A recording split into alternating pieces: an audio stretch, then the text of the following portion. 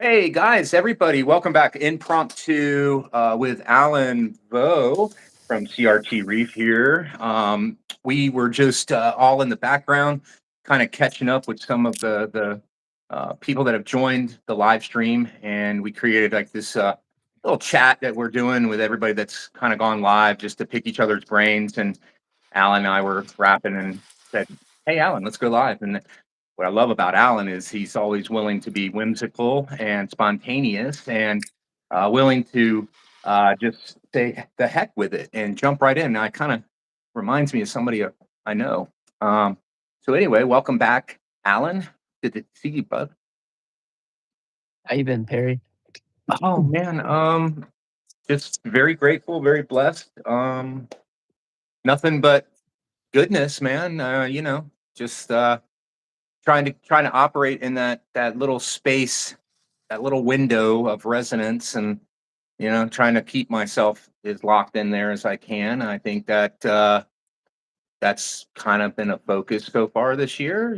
Just trying to be, yeah, trying to be in a observing position where taking on more of an observing role in life, whether that be with the reef or nature or just people or life in general. Just trying to keen in on being a better observer.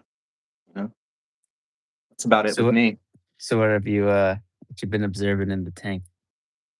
So there has been some changes.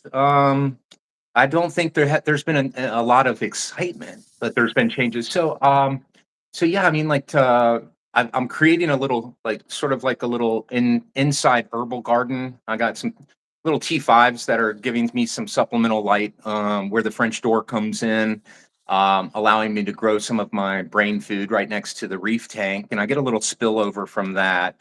So kind of like not just reefing, but sort of reefing, and I added some sand. Um, yeah, and I added a whole mess of critters, but nothing exciting in terms of corals or livestock that anybody would be like, "Oh, that's really interesting." But I guess when I'm trying to take on a sort of an observer role, it's very gratifying. So yes, that's where I'm at. I'm kind of tripping out on the I guess the smaller parts, the finer parts. Yeah, that's where I'm at. Yeah. What about you, man? Uh, Not too much, or I guess nothing in terms of like new endeavors on my side. Uh, Still playing around with the Aqua Wiz, having fun with that, trying to see what that tells. What the tank is telling me. I'm trying to see Hmm. how that translates with like observation alongside with the data. Really interesting because like the interday pattern that occurs. I'm trying to log on to the site to show it here, but I forgot my passwords. I'm gonna have to figure that out Yeah, take your somehow. time.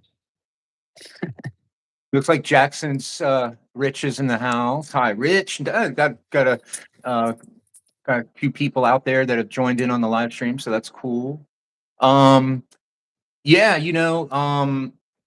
that Aqua Wiz is freaking cool, man. Like, I'm glad I don't have it in my hands because I know the kind of person I am. I would you probably wouldn't hear from me for about a month or two. I'd probably be in some deep, deep rabbit hole.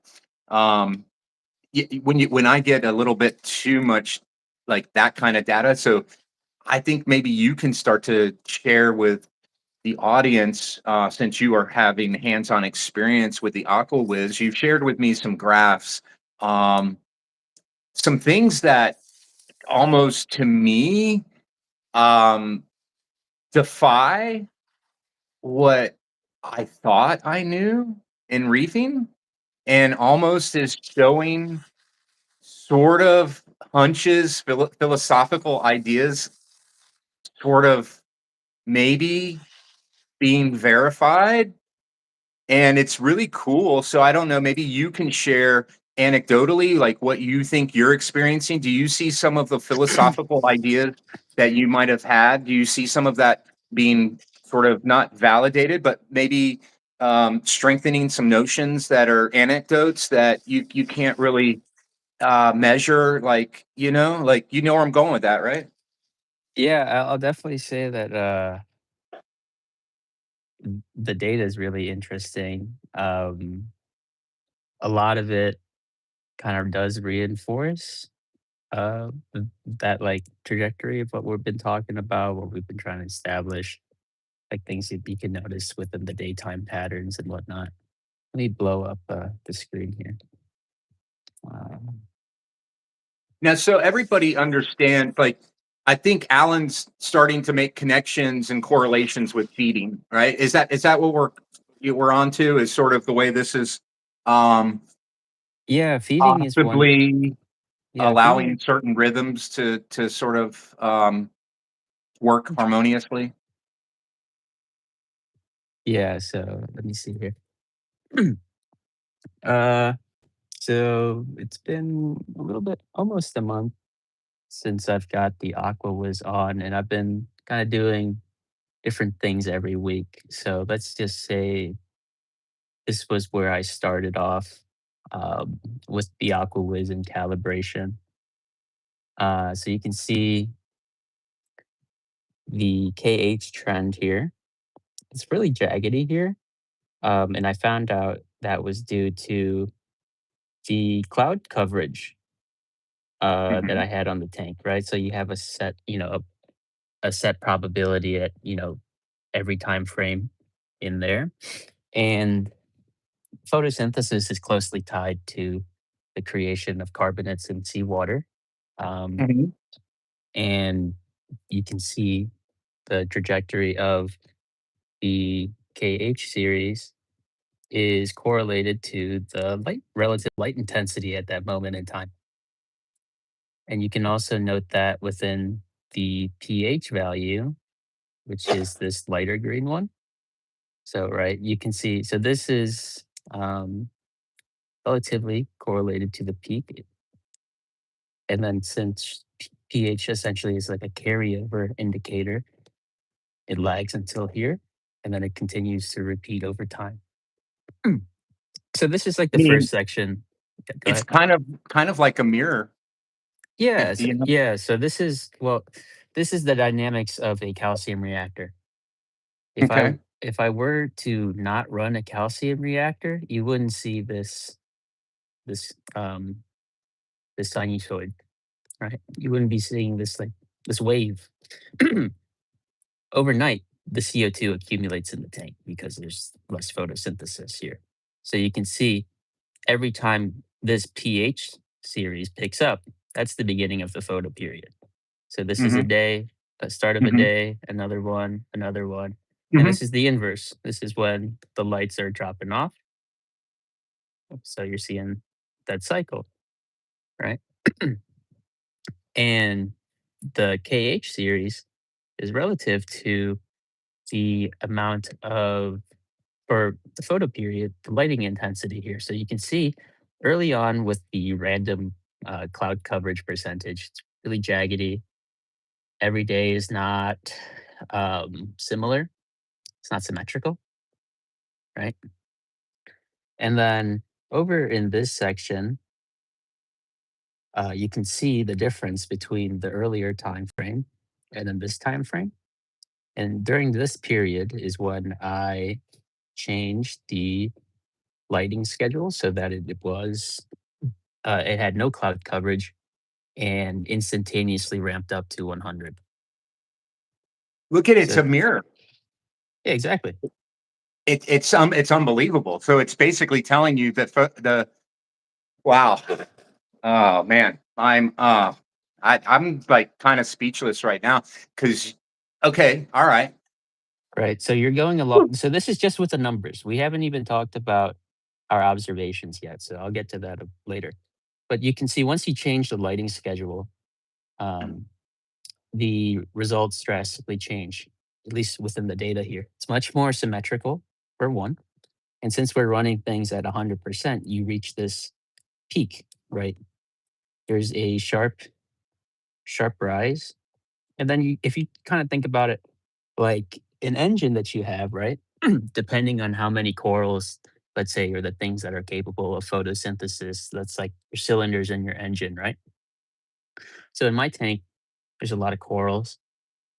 I'll get a greater magnitude potentially. But in someone's tank that has a lower photosynthetic potential, the magnitude might not be as high, right? So it might not be as big. Um, so with this in mind, you can see this change in schedule led to a greater um, delta, led to a let's see, it led to a greater delta between the pH and the pHO value, which is the standardized pH value given the Mhm. ambient conditions. And you can also see, if I just zoom out a little bit here, um, let's just do this. This might be a little bit easier. Oh, wait. It's like breathing. Yeah, but you can also see since I implemented that change, the downtrend, and the increased consumption and alkalinity by changing the um, the photo period and the scheduling type. Because over here, still uh, over the same amount of time, there is a smaller drop. But this So is over to the left is when you had cloud coverage, correct?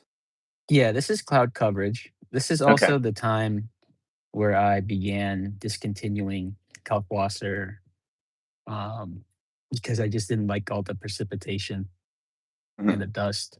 Mm. So I discontinued Kalkwasser early this year.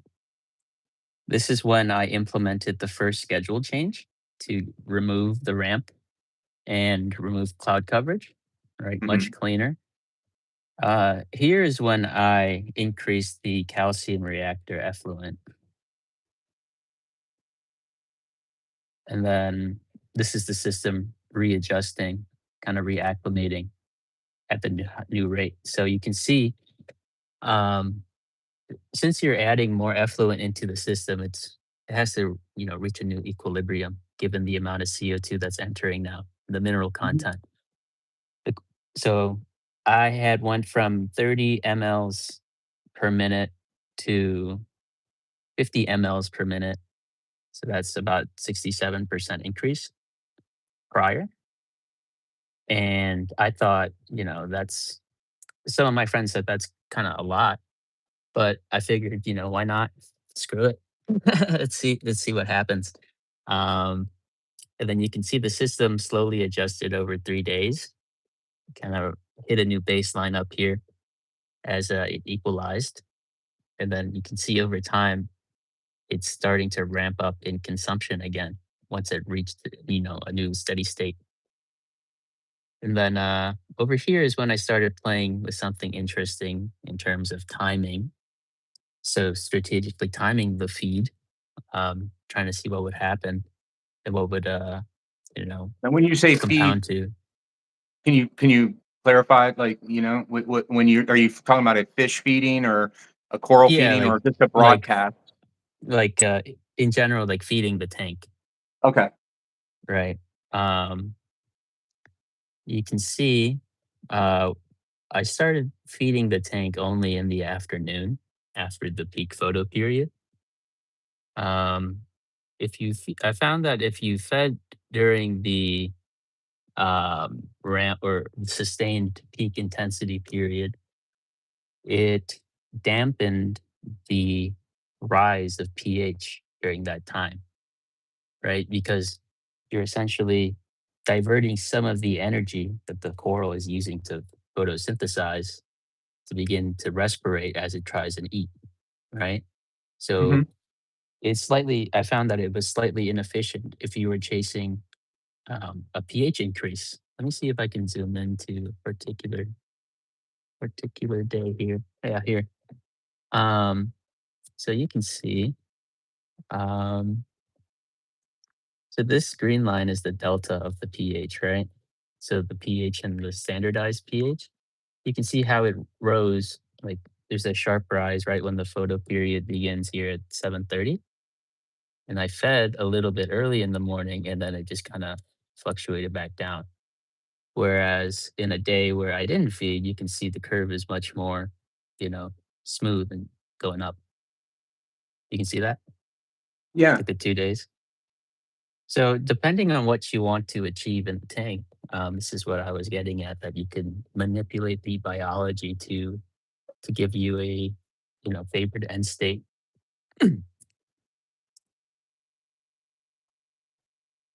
Uh, let's see here. What are people saying so far? Michael was game changer. Yep. I'm hearing about Oculus. How loud is that thing? I mean, it's not loud. My fish room isn't quiet by any means, but it's only on for like maybe like 20 minutes every hour, or like 10 minutes or 15 minutes. It's bubbling 15 minutes every hour. Apart from that, it's silent. Interesting. This is the most elk consumption takes place overnight. You hear it aerating. Yep. Yeah, but you can see here it's really interesting to note, because if I'm trying to get clean days of data where I'm following a um, strict regimen. I've been pretty busy this week, um, so and I also lost connection to internet because my ISP was doing some service for something. And then I had a little bit of a skimmer malfunction with it overflowing, but apart from that, you can see the trend is building up again. Also, Now, really interesting. could you Mhm. see the skimmer overflowing? Could you see that? What did that hit from an Yeah, oxygen standpoint? Can yeah, you see that data and what happened during that time? yeah. Let me see here. It was yesterday. Because that would be real interesting. Because now that thing is like literally telling you where you're at, like real time, which is insane. So yesterday here, I believe it was around here. That trough. Yeah, because my pH just dipped. Yeah, that's a significant trough. It's almost like all of a sudden all that organic matter went into the system and caused the oxygen to probably drop, Mhm, which caused the pH to drop. mhm. Yeah, You can so see it. Yeah, it's mhm, interesting because all the trends were suggesting otherwise, right? yep. You see it just deviates, and then Yeah, yeah. within that hour, I mean, it That's also shows you within the hour how efficient the system is. wow. Well, hey, this is cool because now I can honestly say like there's technology. This can get the those who are tech oriented. This is something to really like lean on right here. Yeah, and I'm not one that really thinks that it's necessary, but this is just absolutely mind blowing right here. What's more mind blowing, and we've already talked about it on the side, but um, it's like your system is breathing. It's like you can see it inhaling and exhaling. It's a perfect exchange of air. Like literally, it's like watching a pair of lungs work. It's yeah, it's pretty much. insane. It's insane. It's really So interesting. I'm trying to wrap my mind around it. So you probably see me like I'm like really like tripping right now because it's like kind of telling a story. oh, yeah, like, Um, I mean, you can you can kind I guess you can't see it too well over here. Let me try to minimize it. Let's see how I can do it. But, you can see the historical trend. Since I removed the Kalkwasser and changed the lighting schedule, the the long-term pH has drifted upwards, where I'm staying around, like, 8.5, 8.6 during peak, and 8.3 at night. You can see that, right? It's just a yeah. slow trend up. So that's, it kinda goes against that common thinking about, Kalkwasser. Because, don't get me wrong, Kalkwasser is a great tool, but it is a tool with a specific use case at a use time, right? You can't expect any system to go off of any method, um, you know, Well, you're at fighting any moment. nature. I mean, the only way you can really influence it naturally, I think, is like with fresh air or something like that. But the percentage of the influence is going to be nominal at best, right? So I think what happens too is there's intelligence being built in here, like literally, like is what I'm seeing, like where the system is actually having predictability, which is like that's a different type of thinking right there. But yeah, it's Yeah, just like, wow. or I guess this is the annual trend, or like the most zoomed out you can get in terms of the views. Um, so you can see this was the initial consumption event with the original schedule, Uh-huh. and then this was with the change to the new scheduling. Right, you see how linear that is compared to the randomness of the cloud coverage. Yeah. Like this is, it's like every day consistent. And this is, maybe not, which is, well, just remember, we're just looking at data here. We're not talking about what the corals are doing yet.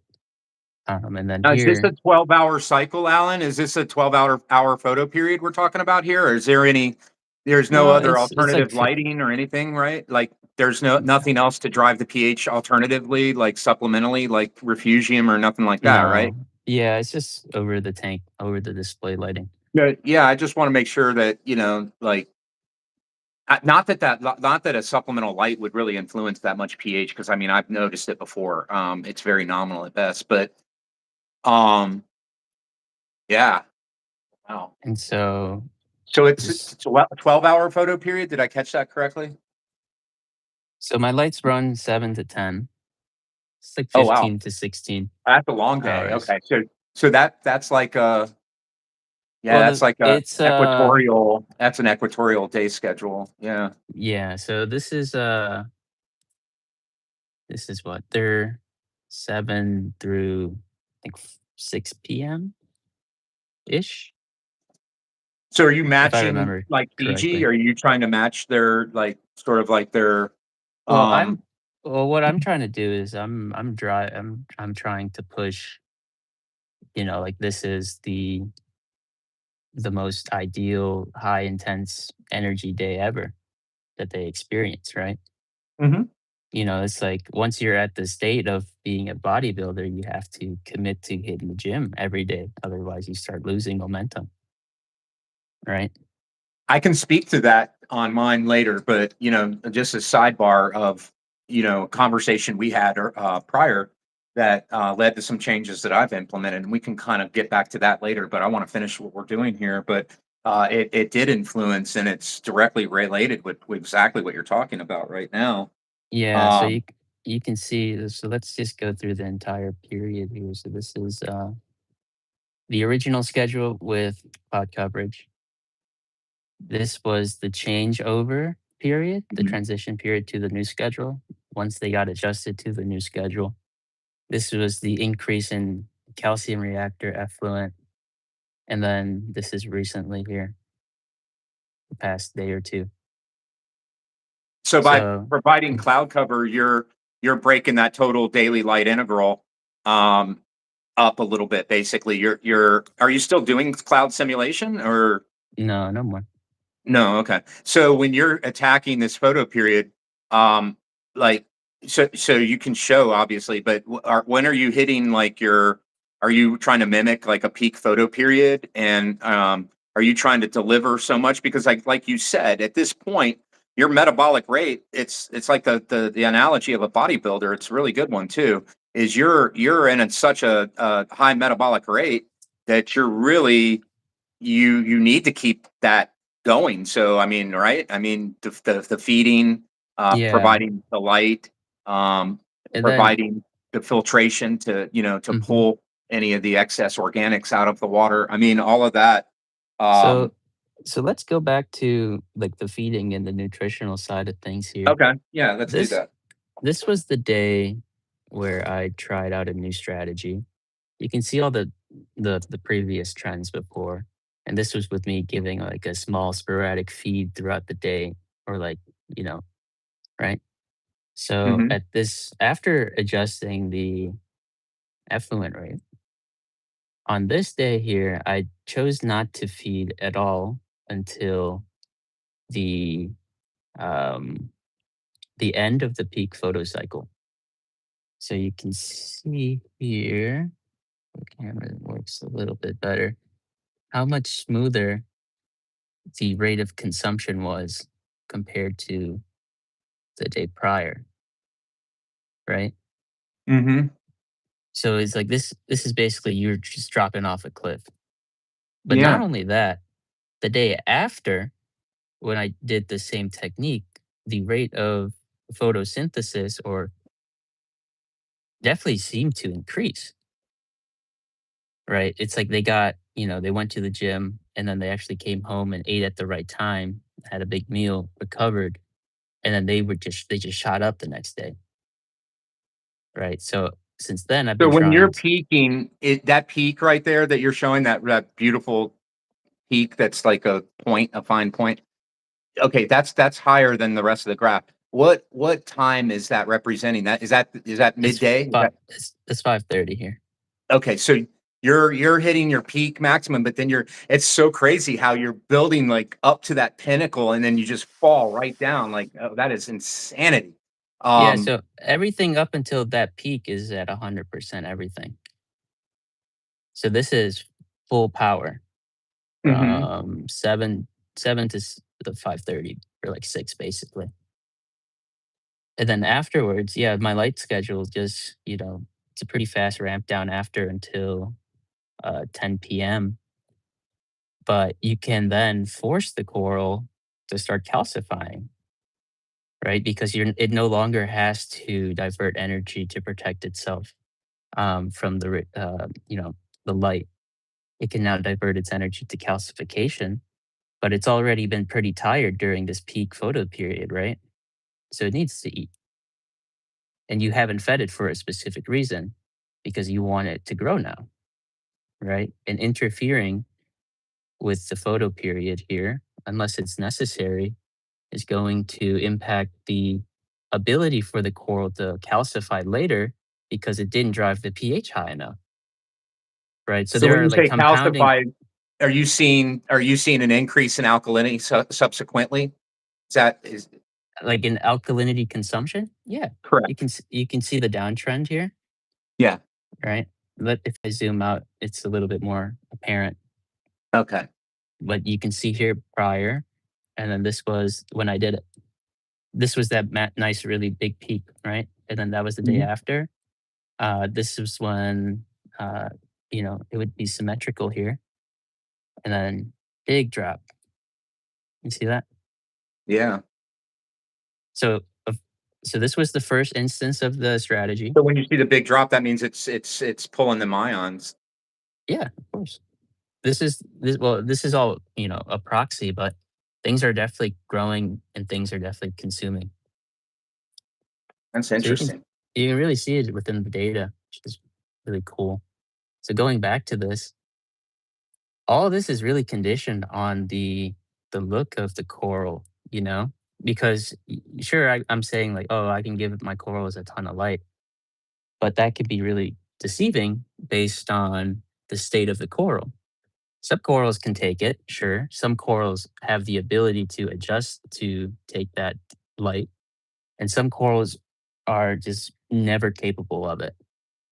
So this is all kind of caveated to, what you're growing, how you're growing it, where you've placed them, and how you are like accommodating some of those constraints, right? Are you feeding enough when they need it?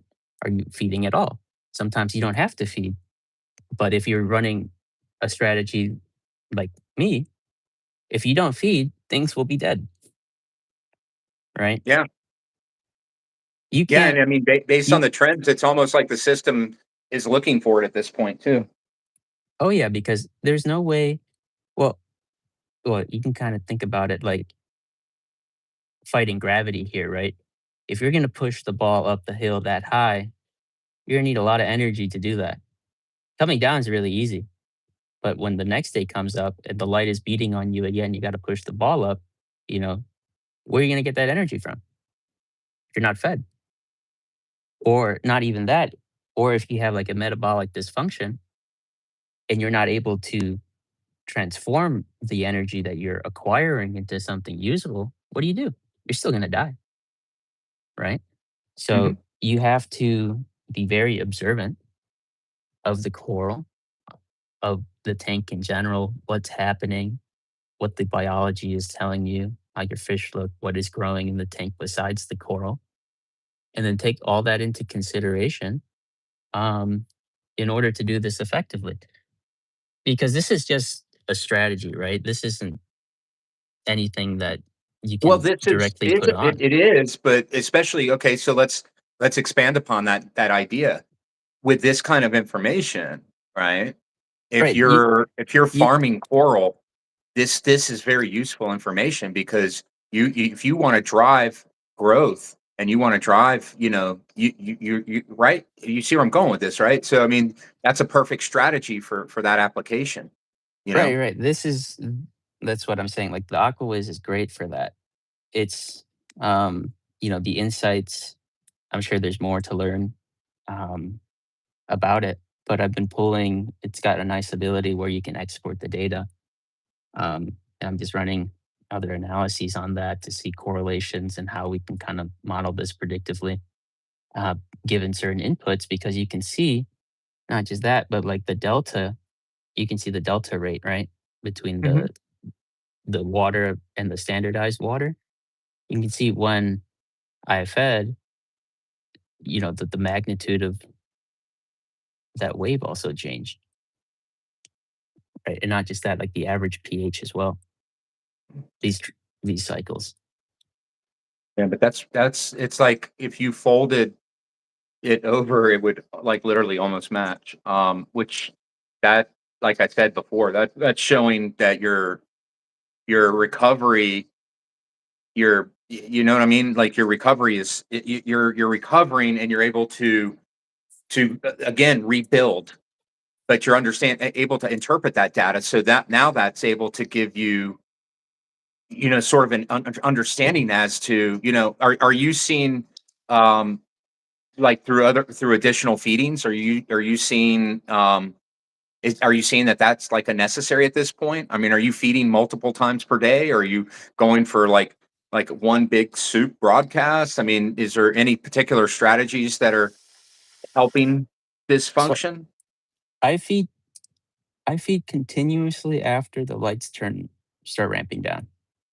So the peak lighting is 7 through 5 or 6, right? I Okay. don't feed then.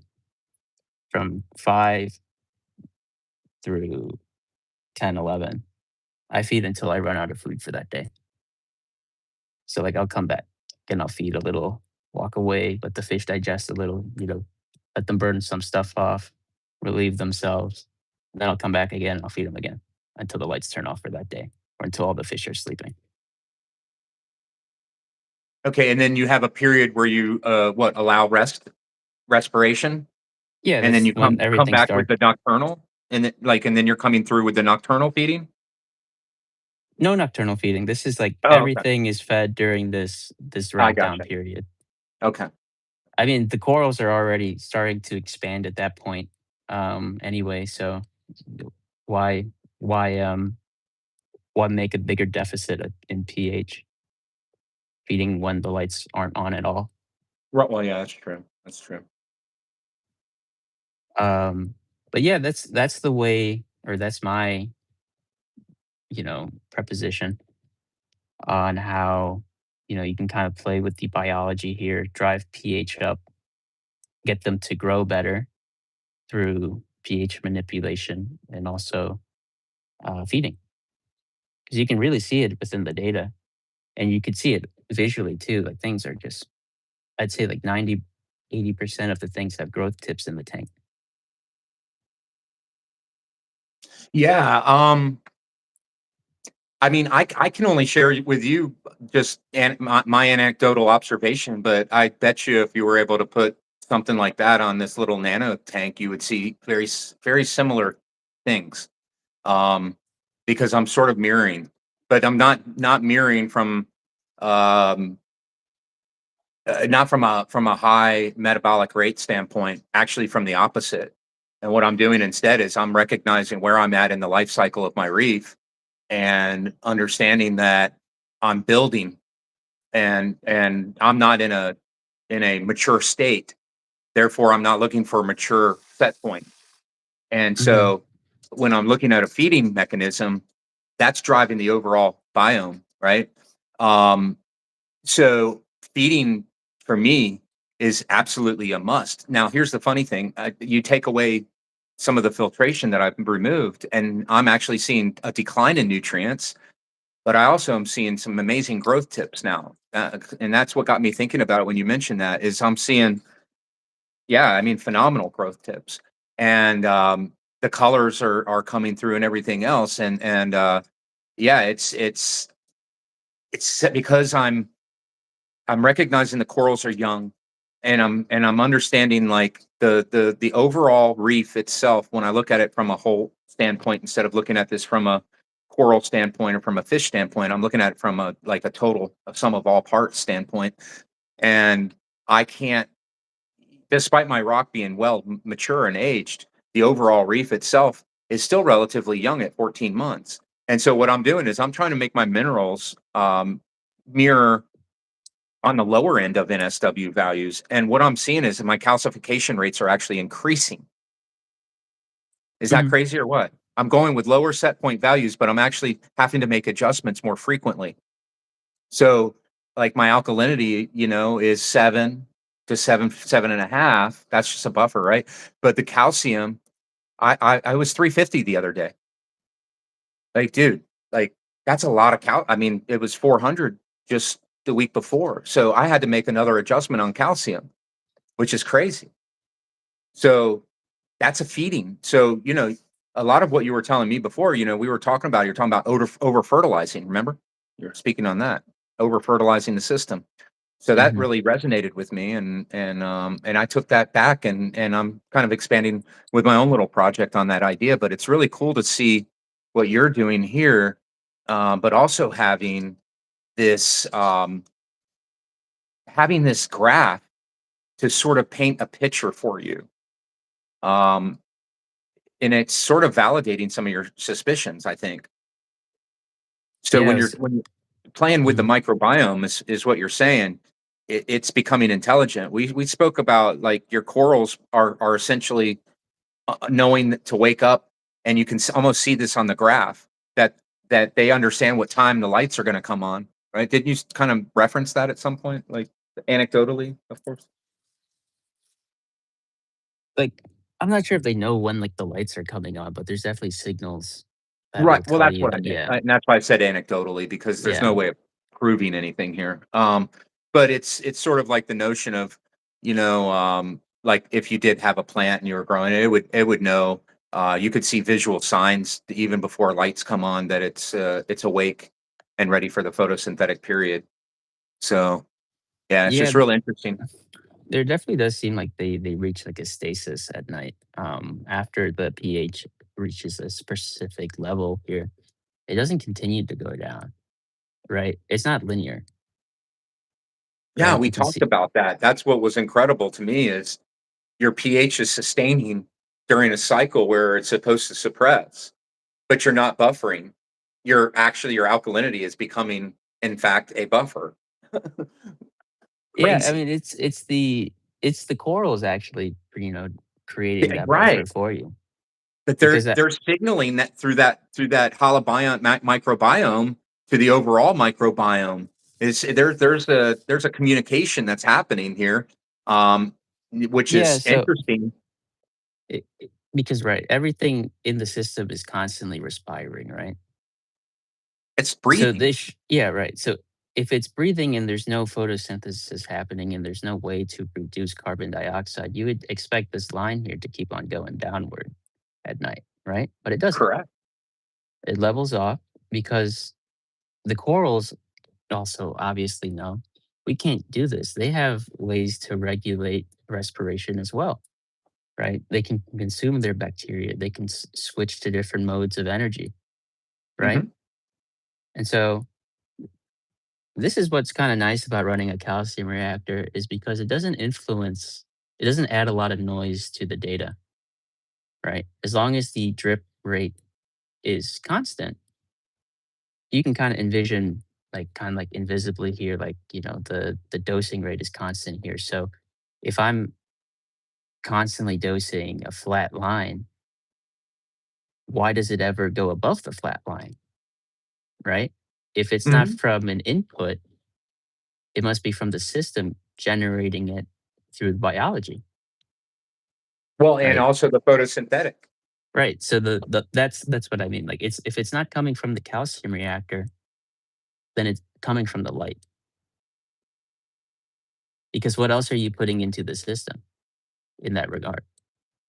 The light dictates what the coral is doing. It dictates how what the water behaves or how the water behaves. And when the light changes, the water is then going to change in the same direction. The gradients of minerals will change. The Have you concentration of gases researched will also change.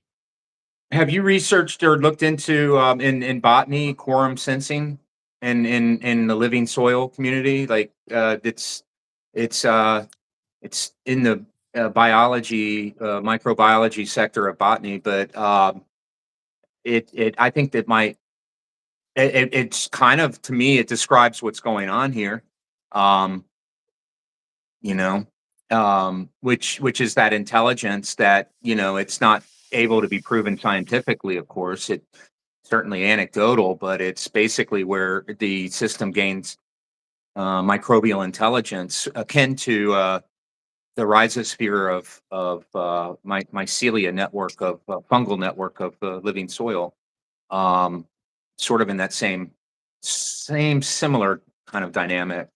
Um, Interesting nonetheless, because as you suggest, if light is your only input, it's kind of there's something bigger playing out here, man. Um, it's showing right there. Yeah. So Um, I switched out the graph now. So this is showing the pHO. So this is the standardized pH. And this series is a really good one to track your feeding, right? So because it's going to standardize with the air, because the aqueous bubbles in like your room air to standardize the water sample, it can kind of it's a great way to tell when you fed because the minute you introduce food into the tank, right, it's going to increase your microbial capacity. And once you aerate that, those microbes are going to start growing and respirating, right? So you can see Mhm. when I was saying earlier, once I did the big feed after the photo period ended, look what happened to the next day in terms of its efficiency. Huge spike. Yeah, And then when you compare it to the earlier days, like I wasn't lying. I was feeding like small intervals in between throughout the day. and that explains the choppiness. Yeah, Hmm. and more your peak is more rounded and more blunt, like, where it's Yeah. more of a steeper, more of a steeple type peak, Yeah. on the recovery day. And you can see here relative to that first day, I wasn't feeding as much. So this next day here, the initial ramp up was a little bit more choppy, right? So I've Mhm. just been kind of playing around with how much I introduce when, and you can really see into the results as I start building it out, what could potentially happen, you know? All this within a month is, pretty good progress, I would say, in terms of like unveiling the secrets of the tank or like the hidden signals that it's telling you. Yeah, I mean, it's super cool to the way it illustrates it, and it brings an idea forward, right? I mean, you can sort of back that suspicion of feeding and the mechanism of what that's signaling to the microbiome, and how that photosynthetic is interplaying into that. I mean, it's really interesting. Yeah, and then once you overlay the pH graph here, you can really the pH graph will show you like a rough shadow of your photo period, right? in terms of like intensity and the duration of it. After a while, the corals kind of reach like uh, a max photosynthesis rate. Right, they're reaching like the quote unquote photo inhibition. The rate of photosynthesis slows down given the amount of exposure that they are given. So that's the next thing I'm trying to figure out. Like, given my system and the corals that I keep, what really is the maximum amount of light that I should be giving them, or the maximum of light that I can give them, right? If I want a different end result, if I want to grow them, that's one thing. If I want to keep them alive and get them through a state of recovery or stress, that's another thing. And also, if they are in that recovery phase, how do I have to support them nutritionally to get them into a strong, steady state too?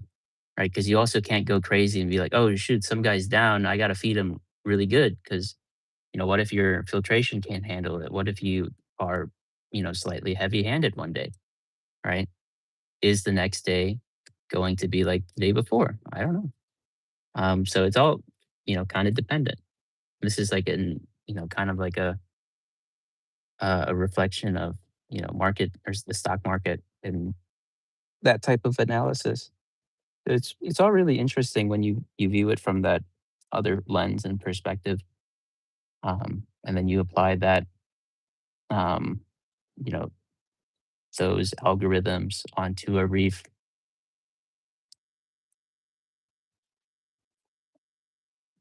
But yeah, Yeah, like well, you it's can just definitely see like there's a pattern throughout the day, and the so, better. Alan, if I may, Mhm. so when you said you're building, so you're running your photosynthetic period, like you're really building hard in the beginning, right? And when your lights come on, you're really throwing some serious energy in the beginning and building them up, and then what are you doing? Running them off the cliff, like photosynthetically speaking? Is Yeah, that you why can. the drop y- is so like, Yeah, or is that you can if you can like imagine a trapezoid. yeah? Yeah, that's the light schedule shape, right? There's just there's a long tail. There's not a long tail. So it's rough. The light schedule is roughly in the shape of this curve right here, right? So there's instant light, instant to 100. It's held at 100 for a good amount of time, pretty fast, ramp down, and then there's this tail until at like 20% intensity until like 11 or 10 or something like that, whatever it's saying here. So it's like a trapezoid with a tail, little triangle on the right side. Yeah, that's really super cool. Yeah, I'm doing I'm sort of doing some a little project of my own where I'm adding weekly to the photosynthetic period until I get to the solstice, and then I I'm mean, going to decrease as I get back to the other solstice, right? yeah, I think that would be a good strategy if you're trying to get them to like mimic spawning or things like that. I think once I get to the point where everything is a big size, I'll convert to a different strategy. But right now, I want the tank to really fill in, so I'm going at this 100 miles per hour approach. Oh yeah, when you got the data to show it too. All I'm doing is my stuff is just anecdotal and it's observational. I don't really have a way to quantify or prove anything, but it's neat because I want to see, does seasonality impact the coral, and does it influence sort of a stage of where the coral might be? And you're going to be able to sort of prove this kind of in your own direction as well, because you've got the pedal to the metal, and regardless of seasonality, you don't really have much of a you don't have a choice at this point, right? You got to just keep rocking and rolling with it unless you change your biome and your strategy. But you know Yeah, um even doing that, it's got to be a gradual transition. It can't be something that you do overnight. no, because you would probably need to be starting to remove colonies, and you need to really pay attention as you move colonies, like what that does to the overall biome, and how does that influence the total microbiome, right? Yeah, You know, yeah, and because you think about it, without all your coral colonies, your actual pH, given the amount of fish and other life in there, is going to drop because there's no capability to photosynthesize, right? So exactly. that's so when I'm saying like manipulating pH with biology, it really does mean like have a shitload of coral so that they can do the work for you instead of you're out here dosing kalkwasser, running CO2 scrubber. Like, what is a CO2 scrubber? Like a robotic coral, right? That you don't have enough coral to photosynthesize in your tank, so you got to get this chemical to help do it for you. That's inherently what the coral is doing within the water. And if you have the proper means to support it and get you know and use the right strategies to get it to grow efficiently, you don't need the CO2 scrubber at the end of the day, right? And I then don't I don't believe so. yeah, and then if this is like the next thing is like, how can I minimize this valley given my calcium reactor, right? So I'm running like a alkalinity of like around 9 to 10 right now. So if let's say I drop the calcium reactor effluent slightly and run it at a more natural seawater alkalinity, I wonder what might happen. And also, two, um, that would allow me to have a smaller delta between the pH values, right? So that I have a less acidic water in general. So during the photo period, I could have an even greater amount of oxygen once the corals start consuming the CO2. So the oxygen gradient relative to the other dissolved gases would be greater. And I wonder, what that might influence too, right? With all the talk about like microbialization and stuff like that. Simply put, it's grow your corals better, and the environment will get better. It was an interesting thing long ago, like when I was growing up, so like in the early 2000s here, there was an LFS.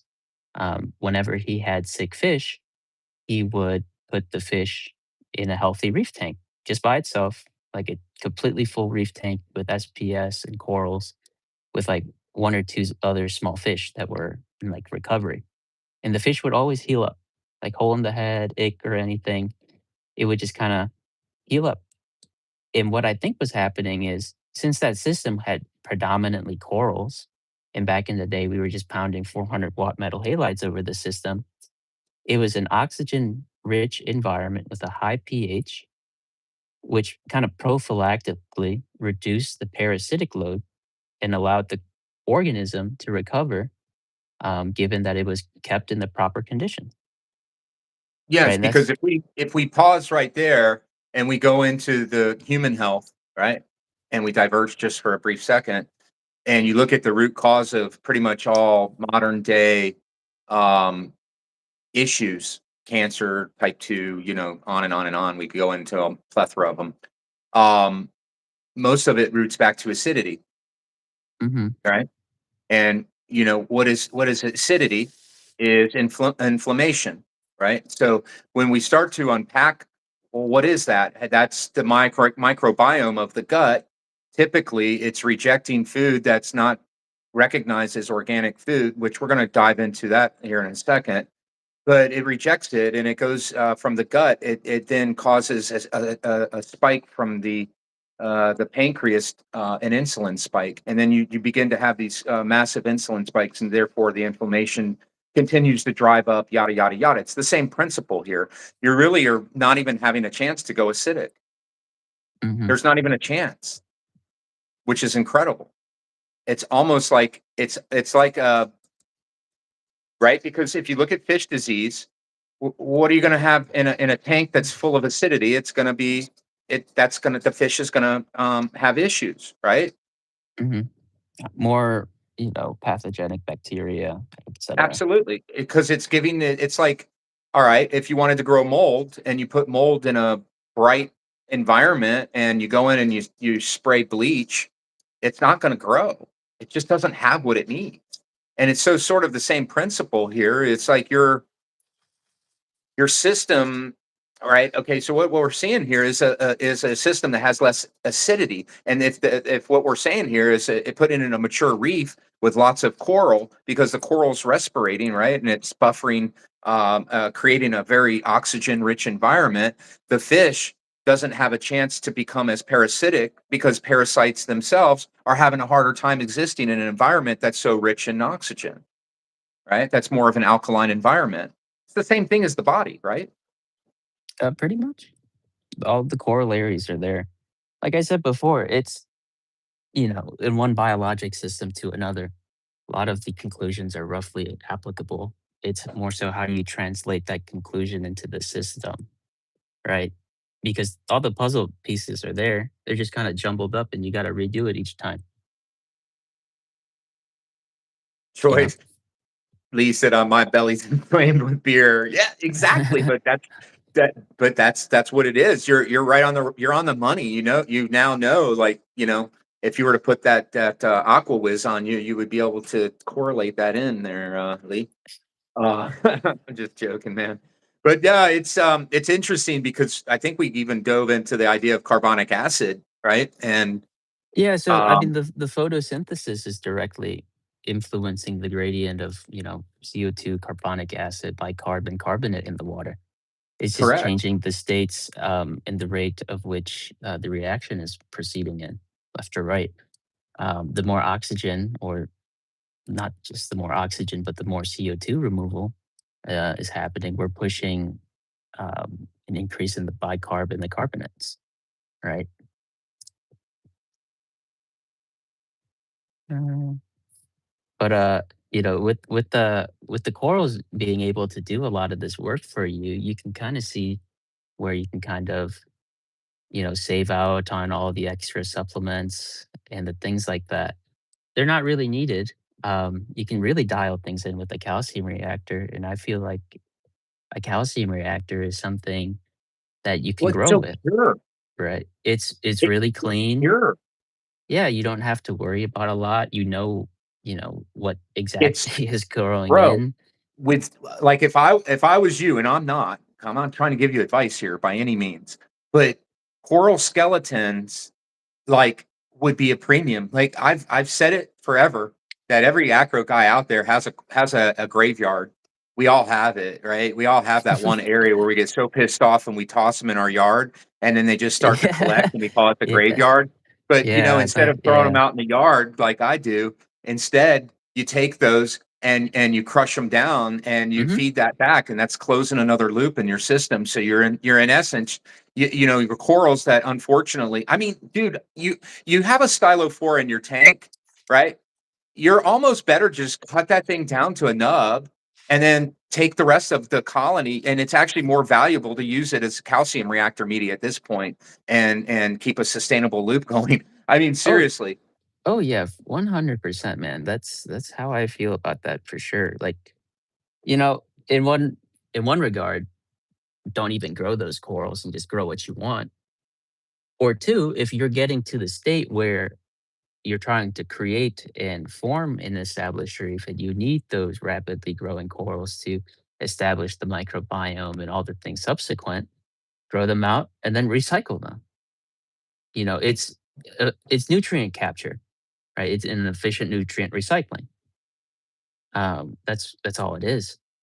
So when you view it from like a different lens and like that, it's like everything that we make in our tank is not inherently wasteful. Nothing is inherently a pest. We just deem it as that through our, lens as humans. But w- you remove that, and then you could think, how can I reuse this, and how can I get a little bit more of something that I grew in the tank, right? Oh man, wait until I dig up all my live rock from my garden and my aloe garden. I have like an aloe garden out front. When you walk up to my house, I've got like tons of freaking aloe and rocks and shit, and like smaller rocks, and I've got all my live Nice. rock framing the whole entire bed. And I'm like, you know what? Why would I go buy live rock? I'm gonna put that in a muriatic acid bath. And as far as I'm concerned, Alan, dude, I'll tell you right now, eating a handful of soil could do this world a lot of good. All right. And I'll leave it at that. So I am not afraid of soil. And if soil finds its way into my tank after the muriatic acid bath, I don't really give a crap, dude, because it's as organic as it gets. And so for real, dude. Like, like it's crazy because when you really start thinking about like gardening really helped me open my mind, to this idea of like how wasteful we are as people, right? And how everything has a purpose and a use. Everything can be used, and Yeah, reused. everything can be used, reused forever. As long as you're You know, throwing light over the tank and you're doing a water change, you know, you could be growing corals until that light turns off, right? It's just gonna keep on absorbing what's in there. So you run out of fish, stop feeding it, stop throwing lights on it, stop doing the water change and replenishing the minerals. That's it. Everything's gonna drive to zero somehow. And if you do it the right way, you should be rewarded with biomass, right? Because it's getting depleted. It's got to be going somewhere. And if it's not the corals, it's coming out of your water and you're throwing it away. I mean, So, yeah. it's like for me, it's like closing loops, man. The idea of it. I spent last spring in 2025. I took down tons of limbs and lots of trees and and had lots of oak, lots of wood. But then we just had this big Arctic blast to come through the nation, and my fire pit sits right out my French doors, man. And you learn a lot about ambient heat. You learn a lot about when you cut down your own trees and then you burn your trees, or you watch trees that you put in your yard and their natural degradation and their natural cycling of breaking down the way the forest floor works. And then you understand by burning the wood and you burn it all the way down to ash, and how you just sped up the process of nature by how many years. I mean, a lot of years. It really gets you thinking about, like, from a reef standpoint. You can start to look at waste, right? So I'm now at week 3, I think, without a water change on a nano, and I just can't for the life of me do a water change because it goes against everything. Like, I can't do it because I look at the reef, and it's so freaking beautiful. It's got its problems, but it's beautiful. And I look at it and I say, I'm putting top off water in, and it's 0, 0, whatever. But I'm like, what is getting into this tank that requires me to go take 2 scoops of salt and mix it and offset it when my nutrients are already perfect where they're at? Like, and so it's like, to me, I'm not that I'm saying water changes aren't good. I think they're healthy in the right circumstances. But for me, I'm looking at it from a gardening perspective, right? Through that lens, right? And through that lens, I'm like, well, maybe they're not needed as frequently, right? And so trace minerals, of course, there's always that anecdote of what that means in terms of replenishment, or the offset mentality, getting rid of pollution through dilution type of thing. And I agree with all these ideas, man. Trust me. But it's when I look at the reef now, I'm trying to look at it through a different lens. In that lens, I'm trying to figure out, are there loops here for me to close? I mean, right now I make my own fertilizer via worm castings. And why am I going to buy fertilizer when I can steer my nutrients and what I give them based on the plant material they break down. So if I want to steer for phosphorus, or I want to steer for nitrogen, whatever I want to steer for potassium or magnesium, whatever direction I want to go, or if I just want to go with a whole blend, I mean, I can literally steer my worm bed to deliver the exact nutrient I need. And when you look at it from a biological standpoint, what that means, the plant doesn't care whether you're giving it from Ace Hardware, fertilizer. In fact, I would say it probably prefers the more of a biological approach, but you get where I'm going with that, right? It's Mhm. it's mind blowing. Yeah, I definitely say like the past year period sounds like you and I have been on parallel courses here. Um, I've been trying to close a lot of loops as well. It's like trying to understand what the heck is actually happening inside the tank. Not having to do water changes definitely would be nice. But I think just given how dense the system is, I can't escape that. And just the amount of consumption and waste that each individual organism is generating, it just accumulates. And that was one of the major things why I stopped running Kalkwasser. I noticed that a lot of the people that didn't have issues or as prominent issues with Kalkwasser typically didn't have as dense of a fish load generating, poop, which was fine. But the thing is, when you're dosing a lot of Kalkwasser, you're also dosing the fines that come through and the precipitation that happens. And over Mhm, months and years, that accumulates in the tank. And like, all the coral snow stuff, or people, it's a, it basically is the coral snow. It's calcium carbonate precipitated out of the hydroxide mixture. mhm. So it attracts a lot of dirt, and just kind of like imagine a little dust pile that sits in the corner of your room, right? Days go by, months go by, years go by, and that dust pile is kind of nasty now. That's the same thing that happens when you're using it in a tank that is high energy in this regard. You can get by with, clean dust, but that's got to mean like no one's in the house and there's no animals or like there's no pets. Then the dust is Mhm. it kind of accumulates cleanly. But if you got like a dog or a cat or even yourself in there, like your dead skin and all that dander, it accumulates and gets nasty, Yeah. right?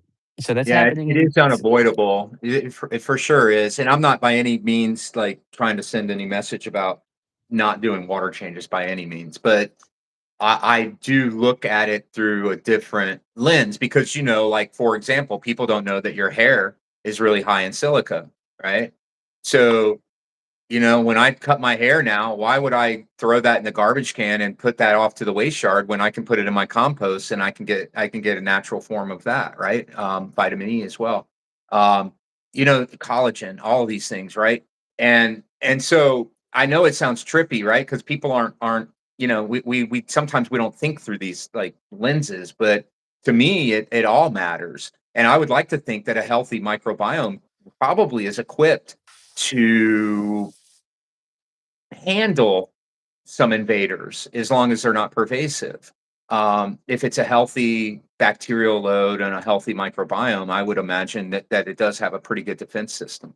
Um, but yeah, there are seasonality issues that I think I'll uncover hopefully in this year of maybe seeing is opening doors in the spring and fall. Are those precursors to cyanobacteria? Because some people believe that could be a correlation with dander and pollen and things of this nature. So it'll be good because my tank sits right next to the French door, so they'll be open all spring long. So I'll know whether or not that's more than just antidote or not. But yeah, it's really neat to see what is going on in your reef. I believe from what I subscribe to, I believe there's an intelligence that is not able to be quantified in a lab. And not to poo-poo on that, because I think everything is important. I think all of it is important. But we're seeing something that cannot be measured here scientifically, and to me, this gets me excited, because it's almost like we're seeing an intelligence on a microbial level being built to your system here with predictive capability. Almost like it knows it's gaining sort of a if you want to say a microbial intelligence, if you will. But it's very interesting to see the data come out on the graph because it does sort of go against what we thought we knew, or at least I think what I thought I knew. I'll speak for myself, but um, yeah, it's mind blowing to me, and it's fascinating. So it's really cool that you're doing this work. Um, Kudos to you for what this is probably doing to your brain right now. Yeah, it's definitely shuffling a lot of things around, trying to reconfigure how I think about the reef. That's for sure. It's really interesting to note like the potential that you could have, like dictate like consumption wise.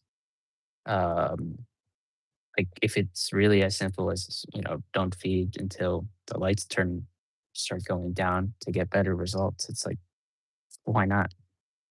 you know? Uh, which is crazy because most people want to think in their mind, right? You think about working out, you want that pre-workout meal to go when you're going to go into your heavy lifting, right? And if you think about it, it's you're seeing is the opposite. It's the recovery is more important. The nutrients after the work has been done is telling a different picture than what you would want from a metabolic standpoint. What you would want to believe, right? You would want to believe that the nutrition is giving it the energy that it needs to build and and and throughout that period. But really, it's kind of telling a different story almost. yeah, like, I mean, even, like, thinking about pre-workout isn't a high-calorie supplement. It's more so a stimulant, and there are similar things that I'm playing around with that mimic that, like, in terms of, like, stimulating the corals and their metabolism, but if you're talking about growth and, uh, recovery, that's the feeding at the right time is completely, key there. Like, you don't wanna be eating mid-set. You wanna come home to your steak, not having it fed to you as you get, bench press or something. It's gonna throw you off, and what happens when you're really full? You feel kind of lethargic and you're not as efficient, right? And you can see it within the data too. It's really interesting. And to note, like, the amount of new axial correlates that the corals are developing too, that's also really cool because you're actually just seeing it. You're seeing the data, which is nice, but now you're actually observing what the data is, doing. Like, you're actually seeing the growth on the coral. You're actually seeing the tank get clearer because of the additional oxygen and everything getting oxidized, right? You see the water clarity getting better. You see the So corals. Reefer Fish asked, "Do you guys play music for your reef? My corals always look happier when I do." I'm gonna let you No, go first. I don't have a speaker in the room. If the corals can, like, telepathically know what I'm saying, maybe they'll hear the words of affirmation or me cursing them out. So yeah, so it's no mistake here that that's sort of something that I'll go ahead and put myself on a limb for and say that I believe there's a communication that happens. Um, I Yeah, I mean, I believe with plants and I believe with animals and I believe corals are both, right? And I believe there's an unspoken frequency of vibration. Um, some believe that that frequency realm is 432 hertz, and that's the frequency of life, the natural rhythm of life. It's a earth frequency where all animals live in harmony. All life lives in harmony in the 432. So reefer fish, brother, if you're asking me, I would say that my best jam for my reef is calming classical music. Um, I correlate the calming classical music in with a gentle wave over the reef, and like to sit back and watch those hammers dance in the wave and have the nice sound of calming classical music in the background. Yeah, I think that plants, I think corals, I think animals, I think humans, we all love um, music to a lesser extent. I think it's more personally, I think it's a little bit more than necessarily the music. I think it's how the music is influencing your energy, and I believe your energy is being detected by other animals. And um, when a dog when you go into a home and you have every animal. This happened to me today. I'm going to say this, and I don't like to boast, but it did happen. I went and did some errands today. Allan dropped off for a minute, but I went and did some errands and went and saw a friend today. And um, pit bull, a chihuahua, what other kind? A cat. I had all of these animals like literally like in my face on my lap, and I haven't been there in a long time. My cousin says these animals don't like other people. They don't ever gravitate. My bad, my phone died. Oh, you're good.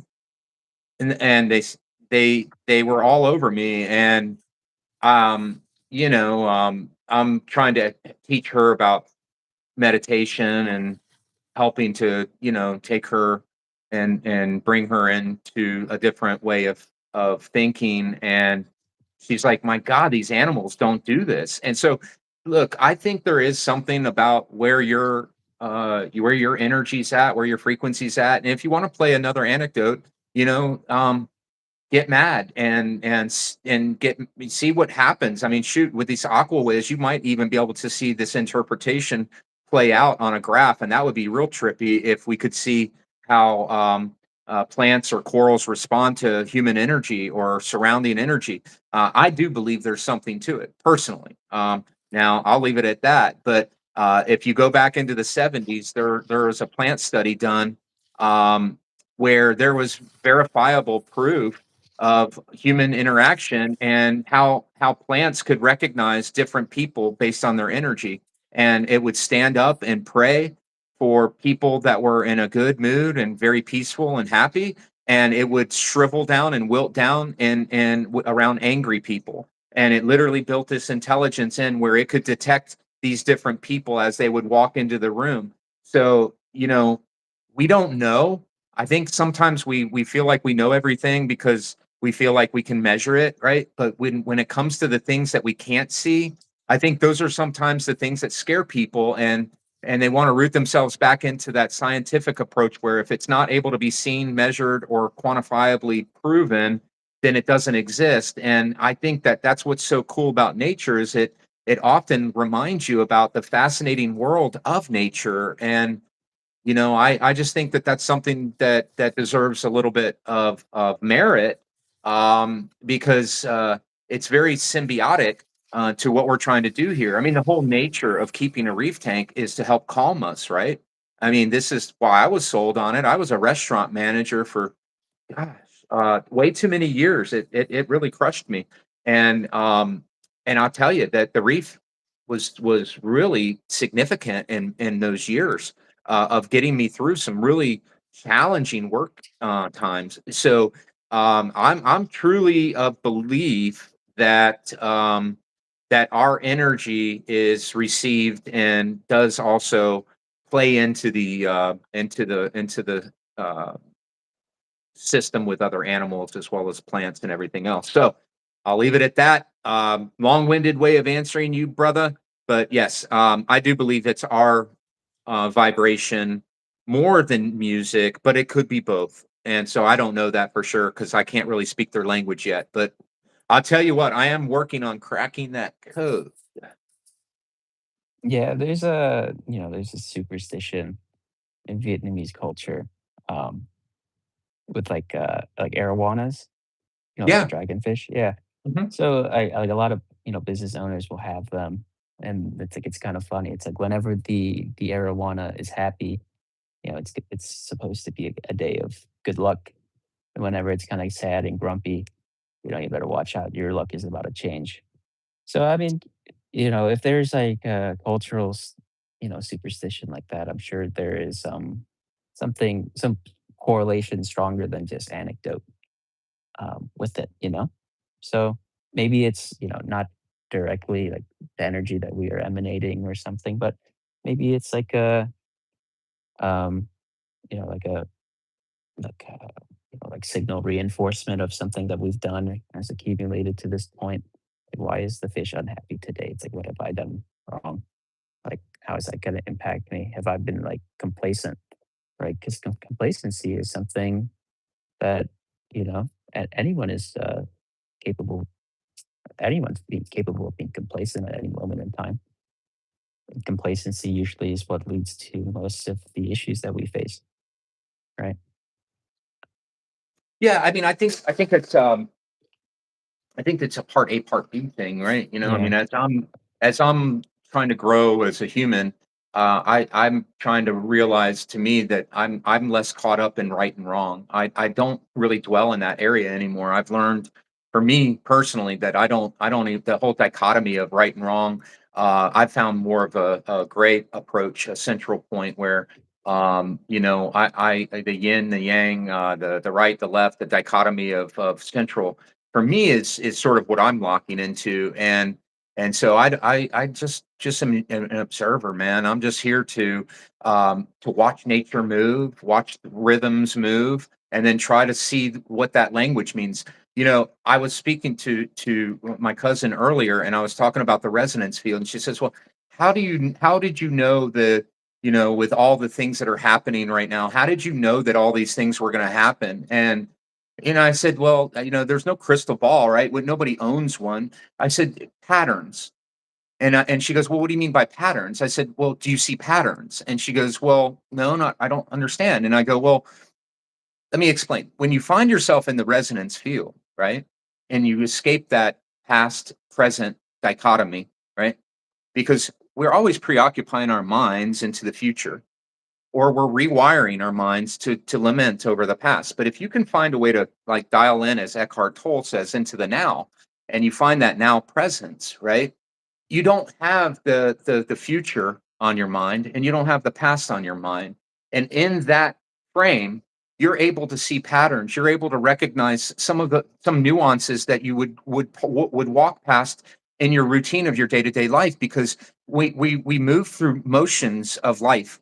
Each day we wake, we go through half of our day mindlessly, not even aware of what we're doing, because our brains are somewhere else. They're not even here. They're preoccupied in something yet to be done, or we're lamenting over, again, something that's already occurred, instead of taking advantage of now presence, right? And when you see the smallest, most detailed things and patterns form, um, it's not that you're gifted, it's just you're able to slow things down, because your mind is not it's able to comprehend, it's able to see every single angle. You can see every reflection off every mirror. You can see everything becomes alive. And we don't look at glass, right? We look at the glass all around us. We don't look at mirrors all around us. But I can literally see everything that's going on in my room from any vantage point anywhere in my house. Why? Because I've learned how to look at all these different angles, the way light works off of here and way a reflection works off of this. Why? Because I've slowed things down, and I'm in a place where I can see these things, because my mind is not sped up, worried about all of these things that I'm yet to do. And I'm not sitting here beating myself up over something that I did yesterday. And by doing so, I'm able to have pattern recognition. That's all it is. It's not a gift. We all have these things. Each and every one of us are equipped with massive amounts of capabilities that we are unaware of. Um, and I think sometimes if we just slow our pace down a little bit, um, I do believe in diligence, right? Like you said, complacency leads to bad places. Some would say it's the number one killer of business, right? Um, I think it's having that balance, right? That like you're seeing in your reef tank. What I'm so fascinated by when I see your reef tank is I'm seeing a tank that's alive and breathing. It's literally alive and breathing, and it's showing you statistically in data form just that. And I think that when I'm looking at when I'm a big fan of nature, right? And I'm really like, God, I love nature. Just gets me like really excited. That helps me to say, like, like, not I don't ever wanna feel, like, vindicated, right? Like, there is no right or wrong, so it's like, who cares? But it's just like, maybe that was something, that's what it does to me. It's just it puts a warm smile on my face, and it lets me know that there's something bigger and greater. And that to me is the most amazing thing in this world, right? And so that's how I trip out. Like and that's how this happened to form. I was just like, man, I'm not gonna have a big 300-gallon reef, but you know what? I know some people who do. And you know what? I can start talking to these guys and get them live and look at their systems, and I might not be able to directly touch that reef or experience it in person, but I can continue to talk that language and continue to feel that love and that energy of what that community has brought me for many years, and how it's pulled me through some of the lowest and some of the greatest of times, right? And so that's what this is was all about. So, man, the fact that you brought that here and allowed me to be privy is an honor, man. I'm very gracious to for you to have shared that information with me. It means the world to me. Thank you. So, Yeah, anytime, man. You facilitating this has been great for me too, Perry. yeah, Uh, yeah. So I tell you, I've been tripping out on some old reef therapy. Man, I've been reminiscing over Jake Adams lately, man, and watching him and Mark go back and forth, and it just, man, it just it hits a spot within, and you don't realize how great that man and men both and what they brought. And I'm just thankful that I had an opportunity to see the work brought forward through Jake Adams and his relationship with Mark, and what those sessions were all about, and those reef therapy sessions. And I watch it through a different lens now. So as I revisit and I'm watching these old episodes, because inevitably my YouTube algorithm has now picked up on reef therapy, so it's like always in my feed now. And so I just pick one randomly, and I'll just put it in the background, and I'll just listen to it, while I'm working on the reef, and it just reminds me of something that I thought was great, man. And nobody's I don't think, nobody's ever going to be able to replace any of that stuff. I mean, Jake Adams is legendary, but I think there's the idea of what he brought to the love of the hobby. I think can be remembered and can be rehashed and can live. And I think as a collective, that's what probably the man would have wanted, is to see it continue to live and breathe, regardless. And so, yeah, man, I'm just honored to see what you're doing from not only from philosophical, but also it's like you've got the scientific, you've got the data, you've got a brilliant mind, but you're also got the other side, which is something that you can't be taught. It's got to be gained through experience, and wisdom is only learned through experience and failure, mistakes, hardship, and all of the greatness and everything in between. And so for you to have those dynamics working together is going to help us moving forward, I think, right, in the hobby. And so I'm just stoked and honored. I'm grateful that you brought this forward.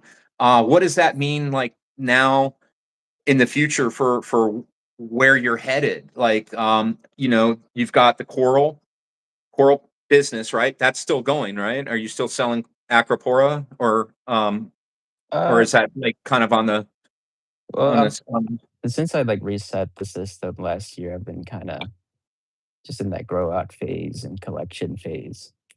But I think I'll be offering frags soon. Things are starting to get that mini colony stature, like fill out the 3-inch tiles and things. And I might, thin the forest a little bit and make some room because I'm at the point where the fish swimming through will make accidental frags. And that's just like an early indicator that things are going to hit the fan soon. So I got to go through there. I got to find all my frag racks and set things up and send some boxes out.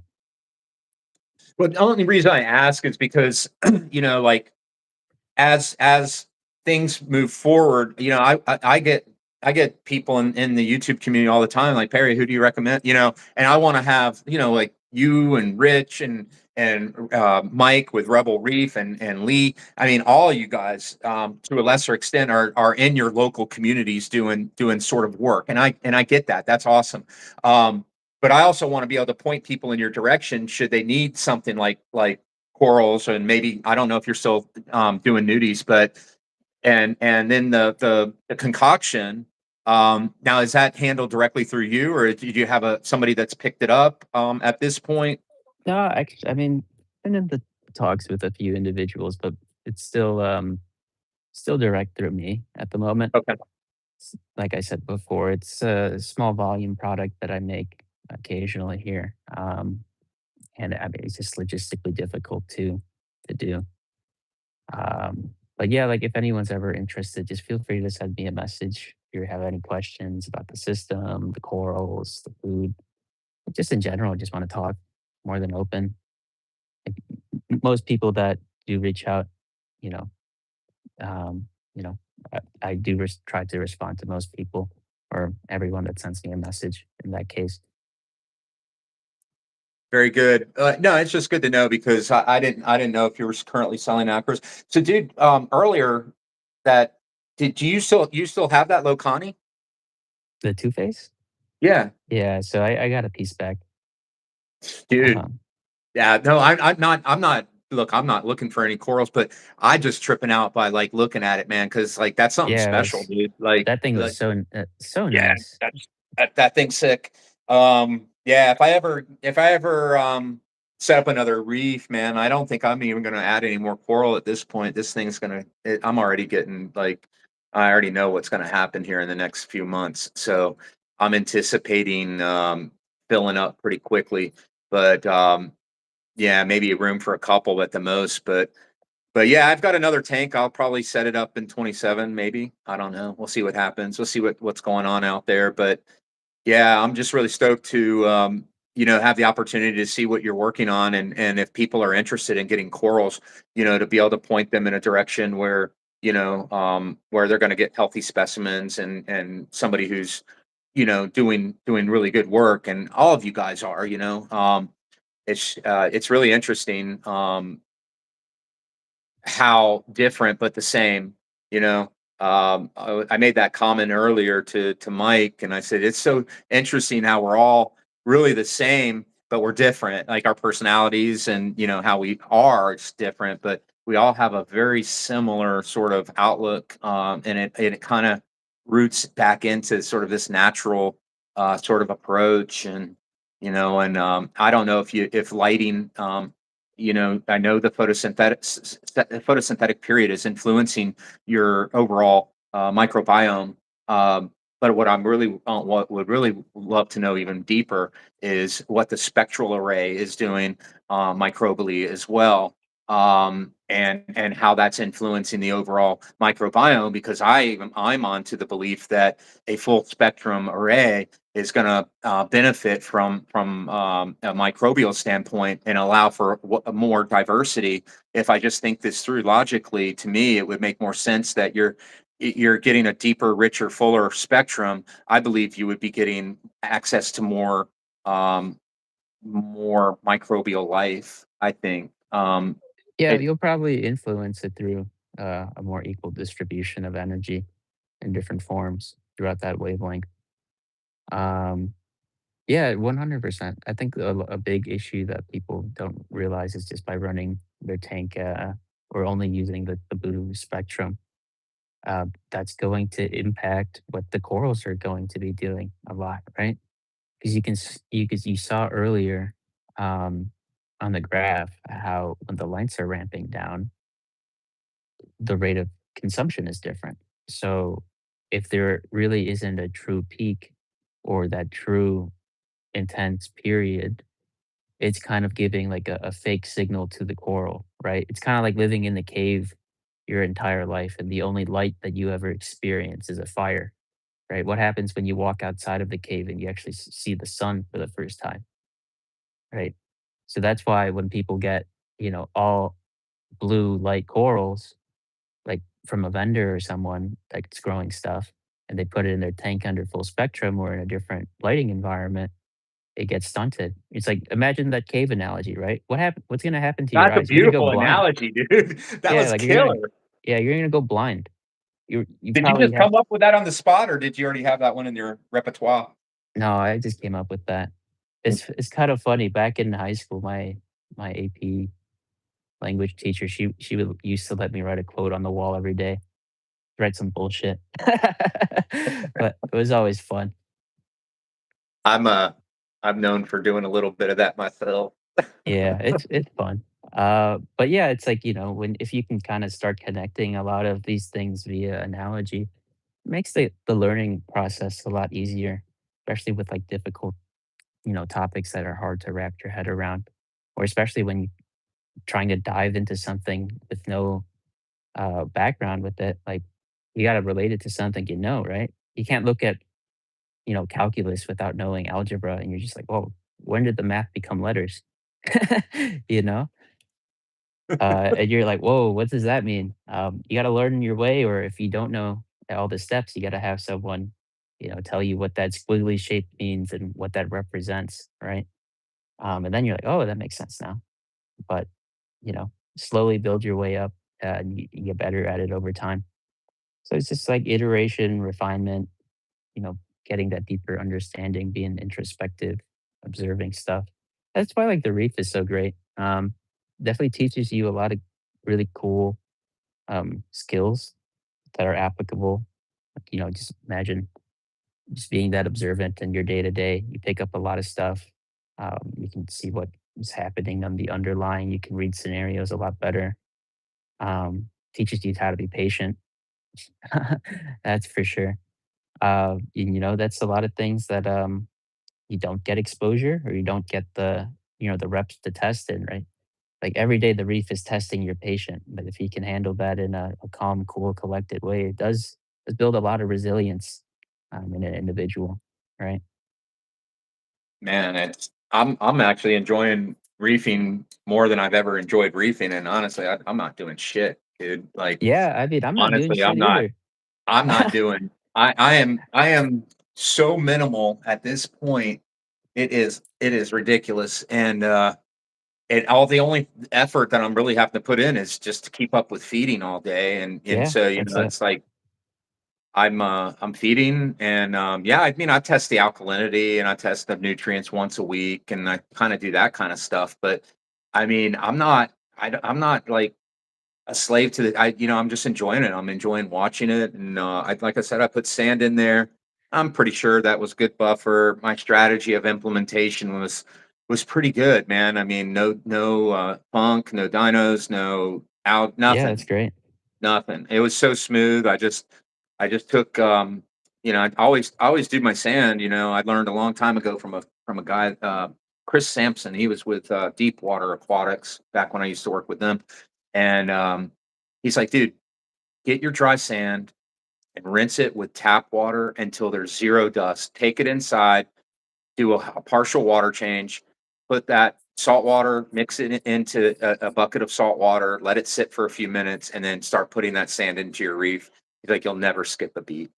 I did that, and then I hit it with calcium carbonate spiked with zeobac. 2 days later, I just did a little fauna marin rebiotic and quarter teaspoon dose, just to kind of keep things a little bit steady, the microbial community steady. I have not, I mean, like literally, dude, the sand is flawless. I mean, I can't, I was very surprised, but normally I would be hitting it with bacteria, carbon source, and I'd be, adding pollution. And instead, I just said, I'm just going to stand back. I'm going to let the sand serve as a buffer. I'm going to let the system respond. And I'd never really seen a visible shift. If anything, it was like welcomed into the biome. Like, so that's been great. Um, so the filter sock's gone. Active carbon is gone. um, yeah, I mean, I'm just using a protein skimmer and that's it, and feeding. And it's a Berlin, very stripped down Berlin method. And the only other thing I'm doing is I'm playing with that lighting cycle, man, and hopefully Yeah. I'm going to see something come out of that that should be interesting. But the minerals are low. Magnesium is 1230, 1250. Calcium's around 380, 390. I'm having a hard time keeping it up.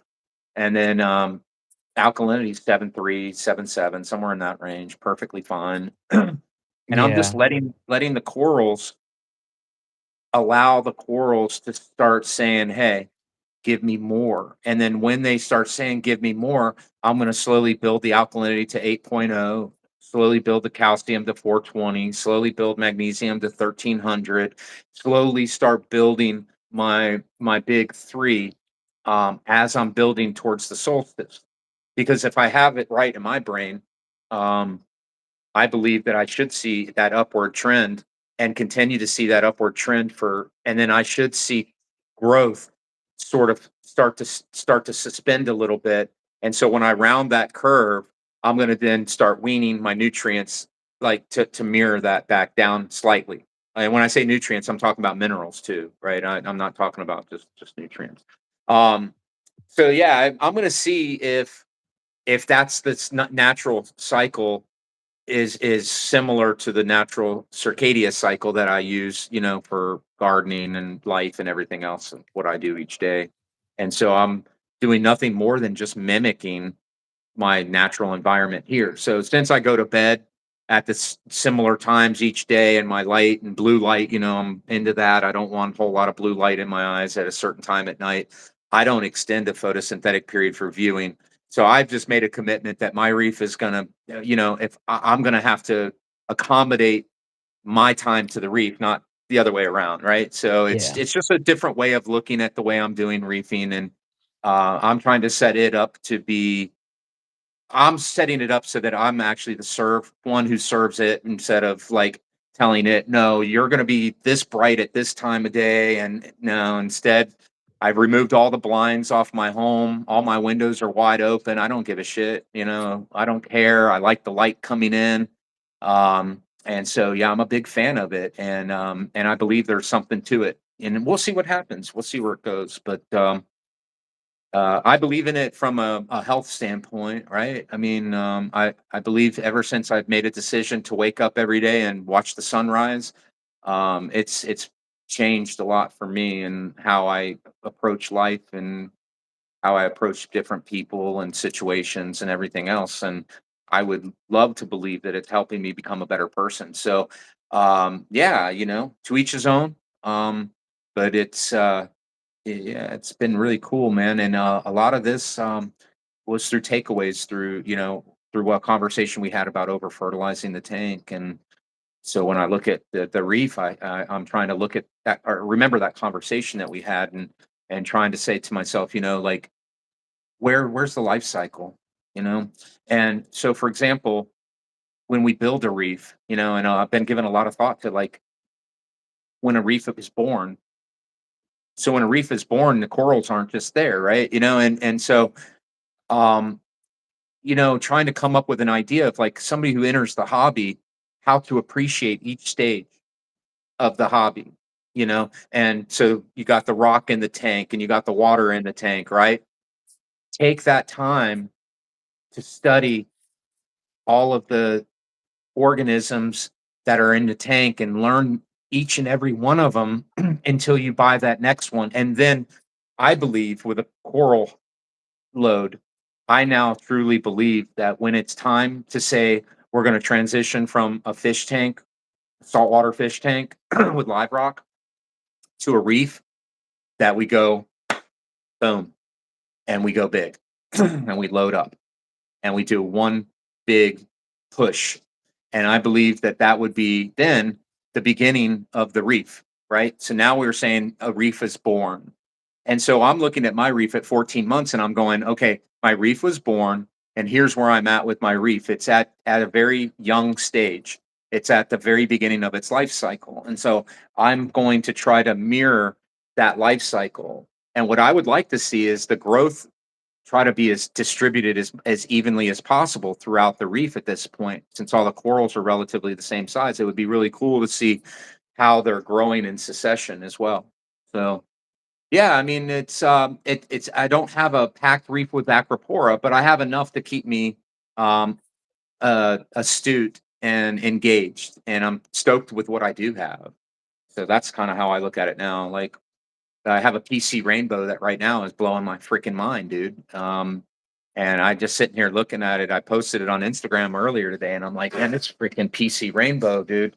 You can go back and look at it December 22nd, and you can look at it what it looked like on in my pictures, and then you look at it today, and it's there's no tricks, man. That's full T5, right? Mhm. Daylight, and the colors I'm getting on it in full daylight. I'm just sitting here going, wow, what a coral. I mean, what a specimen, And so I guess, where I'm at, Alan, is how I can look at a PC rainbow and be as excited as looking at a granulosa, for example. That's where I'm at in the hobby. So yeah, it's just pure stoke for everything about the reef now. Not just the corals. I got some pitho crabs. Those things are a trip, dude. A batik starfish. That thing is absolutely incredible. What a beauty.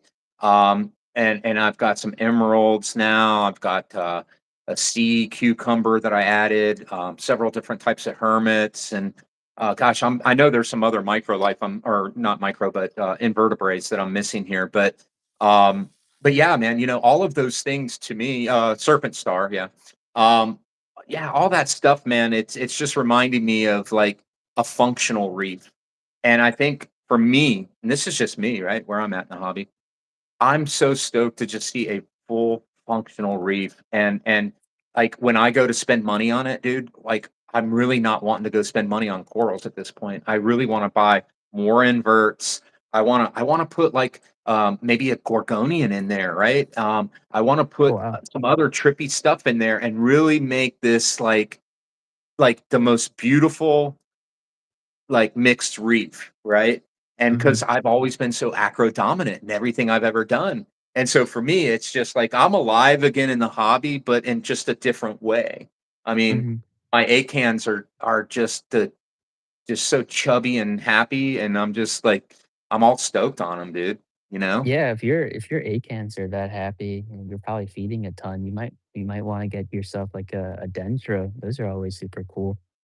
I was thinking about moving mine into the test system given how much I feed it now, so I don't have to go out and That's party feed them. non-photosynthetic, right? The dendros. Yeah, I mean, if you're feeding the tank, they'll be open 24/7. At least for me, they are. It's just as long as you So feed like them, a they're sun open. coral or something. Yeah, some of those things are cool. I've seen a tank where, um, it's like a sun coral ledge, right? And on the top are all the acros tabling out, and right underneath where Oh, all the that tables would be are, it's just sun corals. in the shade, right? Yeah. Yeah, so as the acro, is like this, the sun corals are like where my palm is, they catch all the particles coming through. Kinda like that symbiotic relation where, the big particles are eaten by the sun coral, the tinier ones are filtered out by the acro. It's kinda that'd be a really cool sick tank to grow out. Imagine like a hyacinthus or something tabling out, and then you got these bright yellow sun corals or like the black sun corals right underneath with that contrast to the Yeah, color. that contrast would be sick. The orange on that, yeah, on that red, that would be Yeah, really pretty. yeah, yeah, I mean, you can do a lot of fun, cool stuff like that too, and, as long as you're feeding the tank, you know, you're gonna be able to sustain all that life as long as you give it the right amount of calories. Did you check out that 150-gallon tank that I showed you from back in like the early 2000s? The Robert US or Robertus or whatever his name was. Yeah, I did see that. That was It wasn't that was that not like see how I'm like you can see where my mind's at now, right? Like when you look at that reef and you go, how the hell did he pack all of that stuff into that one little tank? And it's so to me symmetrically like it just looked right. I mean, it didn't look yeah, it's crazy. It just looked beautiful, outstanding, and everything looked happy in it. It didn't look stuffed. It's crazy. yeah, I mean, it also goes to show you, like, how much biomass you can sustain in a tank if you treat it a specific way, right? A lot of the times we're feeding, thinking that, oh, the ways that we're doing things now are, more advanced, but in reality, you don't really need a lot of those advancements in terms of like equipment or anything. It's a lot of application of technique, right? You can face a team with all the best gear, but if they don't have a good coach do that, then you're not going to work. Oh, Better lost refresh Terry here here. real quick. I'm refreshing real quick because we hit that mark. All good. There we go. Can you hear me all right? Yeah, I hear Okay, you. cool. Yeah, I mean, dude, so yeah, your system, it's really cool because it's your corals are really like a living filter at this point. right? Yeah, And it's I, like what you were saying earlier. Jake was, talking about that, using your corals or in essence, like what I'm saying is like manipulating your biology to maintain your water, you know? It's definitely which sort of breaks something. mindset because I think we used to chase perfect water to think the corals needed the perfect water, but the perfect water is the byproduct of a happy biome. So it's like, yeah, it's It's like crazy. it's like the chicken or the egg Right, question, right. Yeah. Look at It's like that. do I maintain the water and hope that the coral grow, or do I accommodate the coral and, let them dictate the water level? Um, it's an interesting question. You might favor one side or the other at any point, depending on what stage you're in the hobby. But it's definitely a question that you got to ask yourself every day, um, given your observations and whatnot. Well, you got me thinking now because so I had put a power head in my sump because I'm not running filter socks, and I'm like, okay, well, during the photosynthetic period, during the peak photosynthetic period, let me blast all detritus like by turning a pump on in my sump. So every day when the lights come on, I put a pump on to stir up the sump, and the idea is to push all of the organic, even the because some of it's not inert yet, and so to push that up to the reef, and then let because now I have sand, and I'm leaning on micro biology, right, and micro critters, and more sponges, the deal. My thought was is to put that in suspension during the peak photosynthetic time period, but now that I'm looking at the way your corals are behaving in your microbiome, I'm almost thinking to reverse that mindset and actually spin that up and send that through the system during the non-photosynthetic period as the recovery, giving them food during the non-peak come down, right? Like so after the photosynthetic period is done for the day, then start pushing the detritus or any of the stuff that's laden in the sump back into the reef. Yeah, that's got me thinking about reversing my mindset now, man. Yeah, it's definitely this whole like the whole past year or two has definitely kind of made me throw out the whole old reaping book out the window. And it's really cool to kind of experiment on other people's system too, in terms of like giving them directions and seeing what their data is showing. Because I've shared this with a few other people that have an AquaWiz, so that I can kind of see their trends build over time. And within the first day of the strategy being implemented, they're already starting to see the trends change, which is 100% indicating to me that it's a universal biological signal, and the corals are interpreting, the energy, um, in or in a standardized way, right? And they're processing it in a similar way if everything is in an ideal steady state. No, it's really cool that you've got some other fellows that you're also able to sort of validate maybe through their AquaWiz graphs specifically. Now, are they also using concoction as a feed as well? Are they sort of mirroring some of Yeah, your strategies, or yeah, um, like the photo period is easily replicable. sure? That strategy can be, simulated. Some people use the concoction, some people don't, but in general, you're seeing the similar trend build with consumption over time, and then flow. Most of these people are pretty strong flow in the system either way, but the trended pH definitely is noticeable over time once you stop the kalkwasser, and then really blast them with light. You see the pH rise.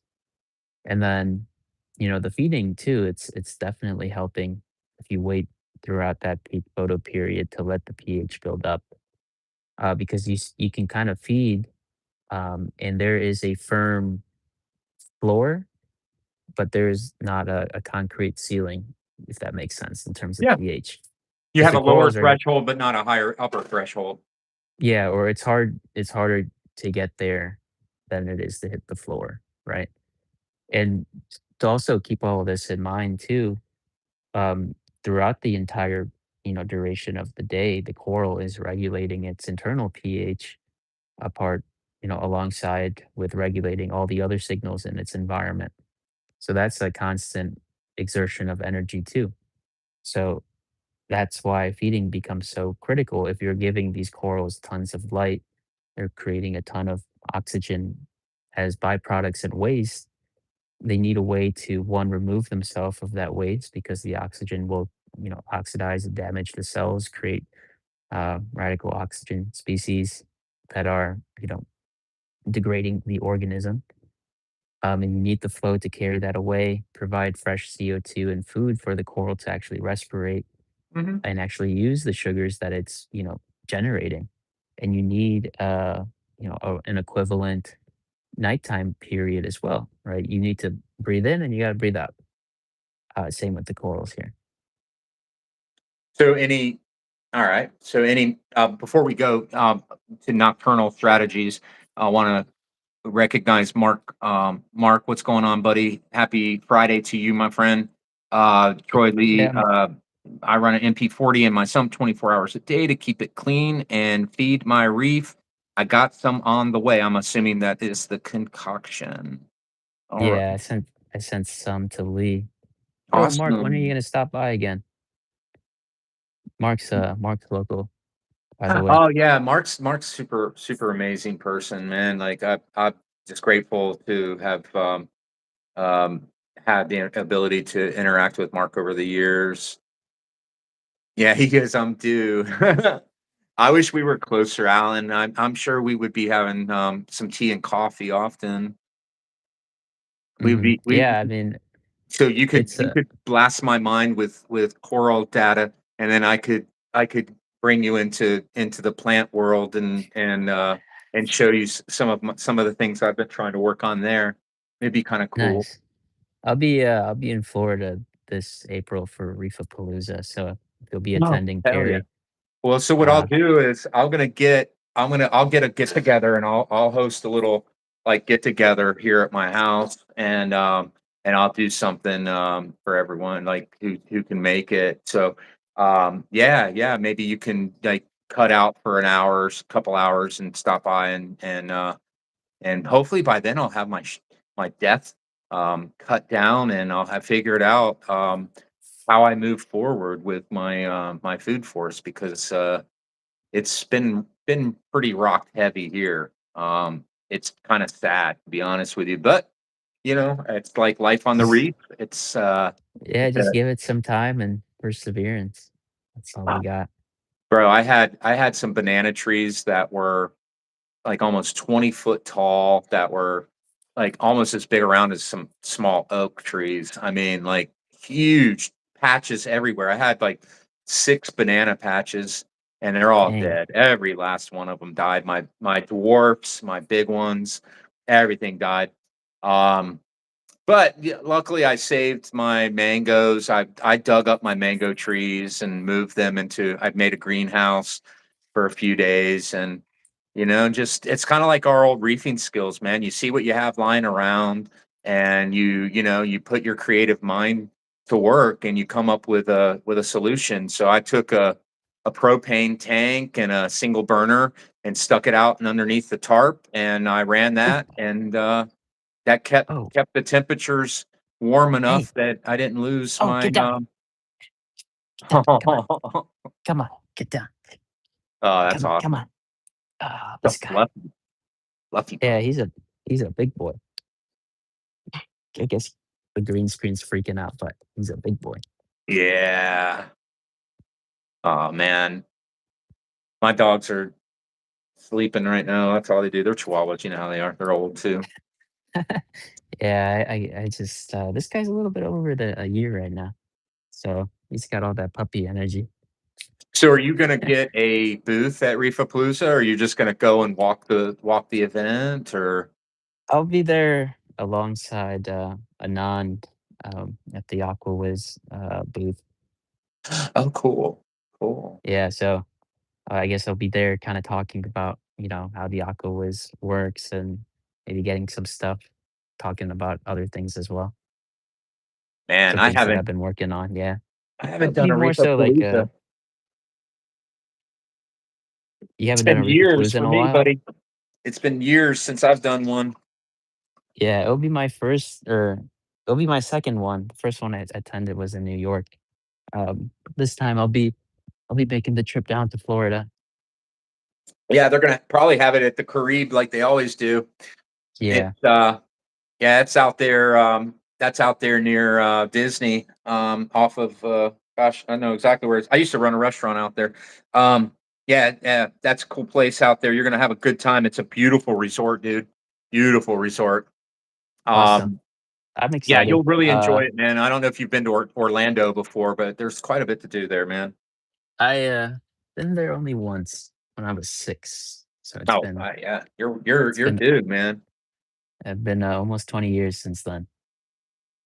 I did a couple. I was I repped Aquaforest a couple years out at Reefapalooza.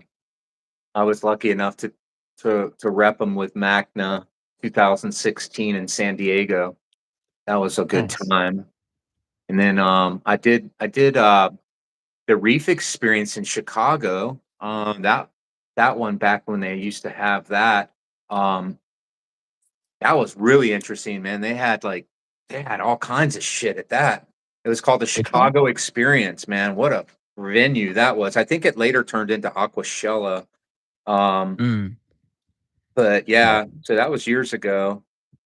But yeah, man, I was I've done a few of these things, man. Some of the big pet events, those are always a lot of fun. The Yeah. general pets, that one's Mhm. huge, man. When you see like the $500,000 booths, $500,000 booths just Yeah. for a 5-day event. You're like, wow, there's a lot of money moving through this pet industry, dude.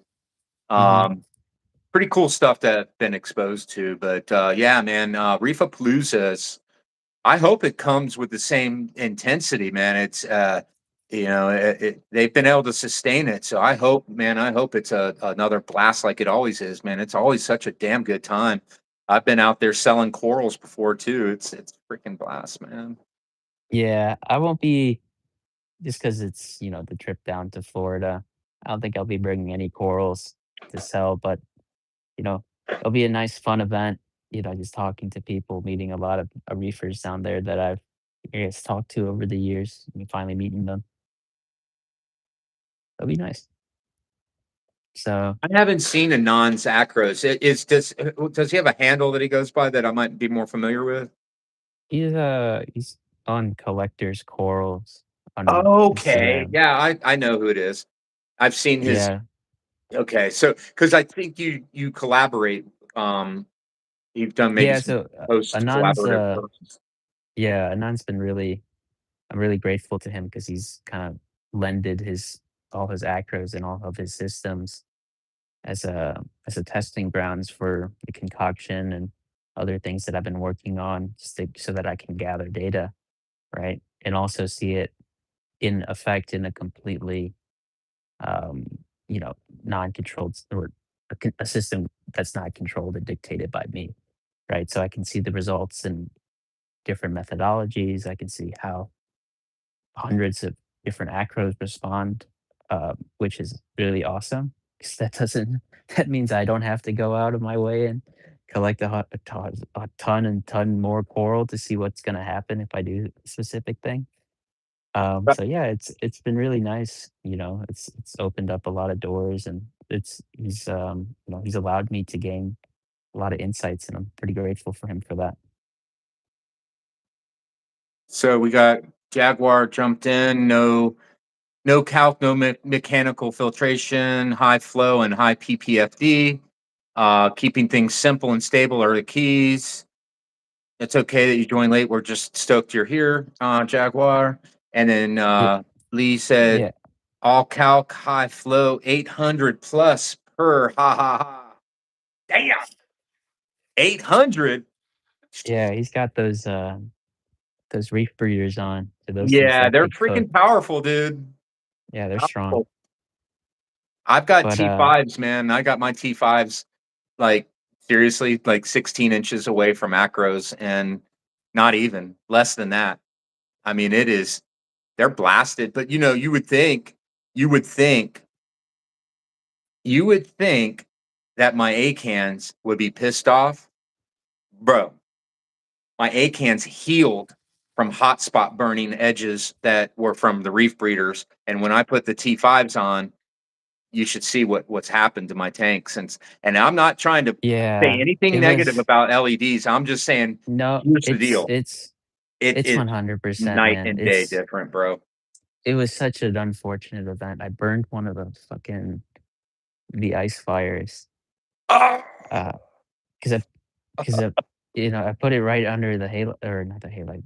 I put it under the LED section, like, under the Radeon, and I was like, "Oh, it was taking a good amount of power under a halide prior to me getting it." Nope. Yeah, I shoulda, but the interesting thing is the piece that I placed under the LED burned, but the part that is on the frag rack that's getting predominantly light from T5s, that one's fine. all right, So I'll it's not share the some with water. you. My Yeah, it's the philodendron, LEDs. my philodendron that was growing was making contact with the T5s and with the LED. Mhm. All right. Guess which one has burnt leaves? Gotta be the LED, man. Blue. I know it. Blue Yeah. spectrum LED, and it was hitting T5 bulbs. And you would think the T5 bulbs would be the one to burn the leaves. The brown No. leaves on the philodendron are not the ones that were connected to that touching the T5s. It's the one touching the Yep. LED strip. Yeah, you can have, like, your T5s, like, touching the water, basically. You're not gonna burn anything. What do Where you do you recommend? recommend placing wave makers high for surface disruption or low to prevent detritus in a bare bottom peninsula tank? I You follow gotta do y'all's both. method. Yeah, I mean, so You my need both. strategy, I have 2 strategies, like, so if I have sand, my strategy thank you, my strategy for sand is to move everything to the sand. If I'm running bare bottom, my strategy is to move everything from the display to the filtration area. I have to that's my personal, methodology, that I use Mhm. personally. My ideas come from uh, a bare bottom, I'm trying to remove as much detritus from the system, allowing the corals to be in contact. But my strategy there is to try to push that over into the sump, and then my strategy is to do the exact opposite with sand, to really push everything out of the sump out to the display. So I don't mind my sump getting detritus in it in either method, but I would say I would prefer most of the organic stuff to be processed in where there's more animal life and buffers in the sand. So that's just my approach. I don't know if that's Alan's approach, so I'll let Alan weigh in on what he would do. Yeah, it's pretty similar. Um, it's kinda like a localized compost pile, depending on where or how you run the system and where that localization is happening. You're gonna wanna change your methods to that.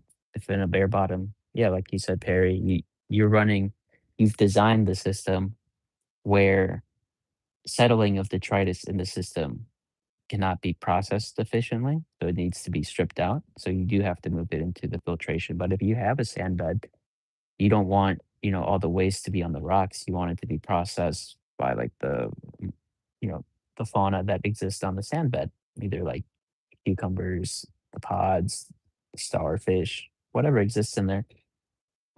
So yeah, because you by putting in a sand bed, you essentially decided that you're going to have nutrient recycling within the display itself, right? And that way you can kind of de-emphasize some of the filtration needs in the sump, or maybe, but that's also going to lead to issues potentially down the road too, because if you're recycling all these nutrients, Those processes over time can get kind of bogged down or inefficient. Sandbed can clog. Um, Something too big can die, and settling in that sand, it's creating too much of a hotspot.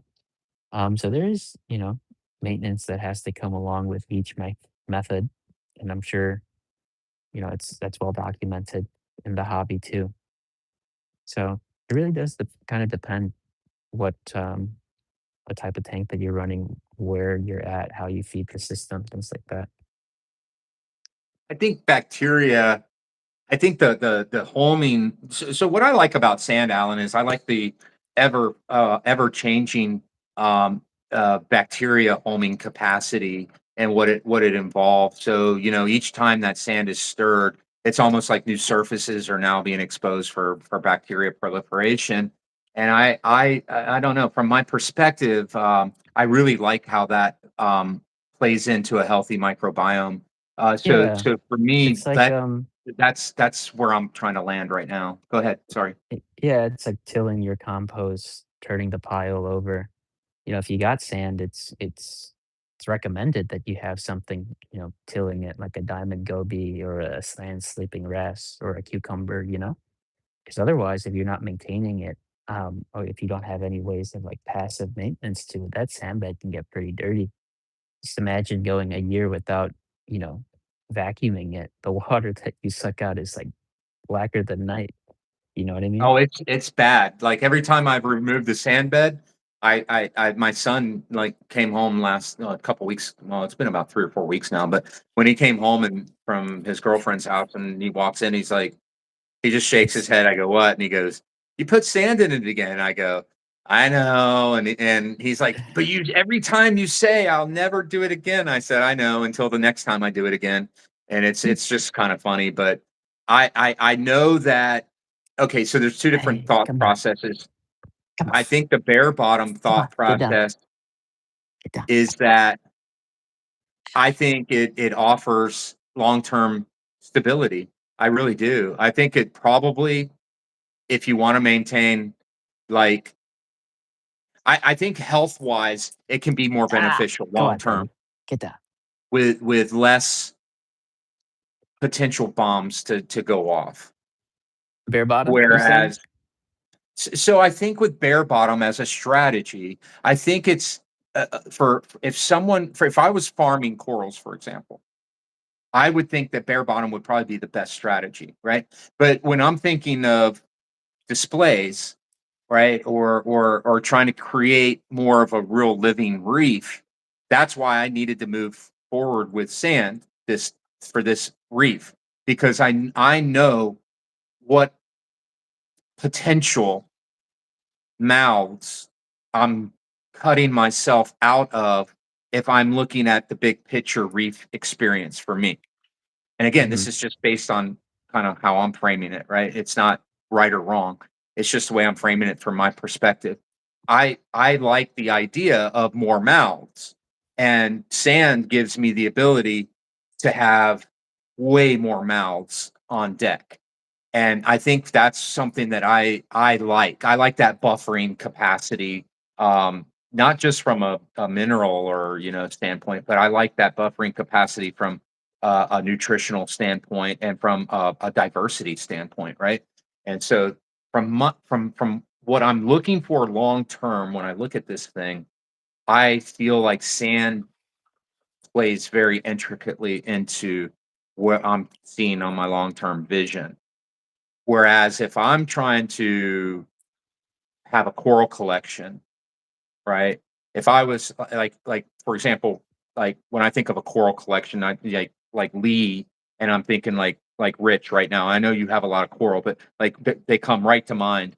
And I think, man, if you're gonna have all these corals, and you want to have, like, I mean, I can't even believe Rich's collection. Like, dude, I'm blown away by his collection, dude. Like, seriously.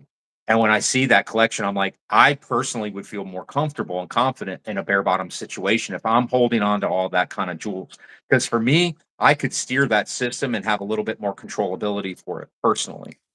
Mhm. That's You see what I'm saying? Like, I don't know if that resonates or Yeah, for not, but sure. The buffer works both ways, you know?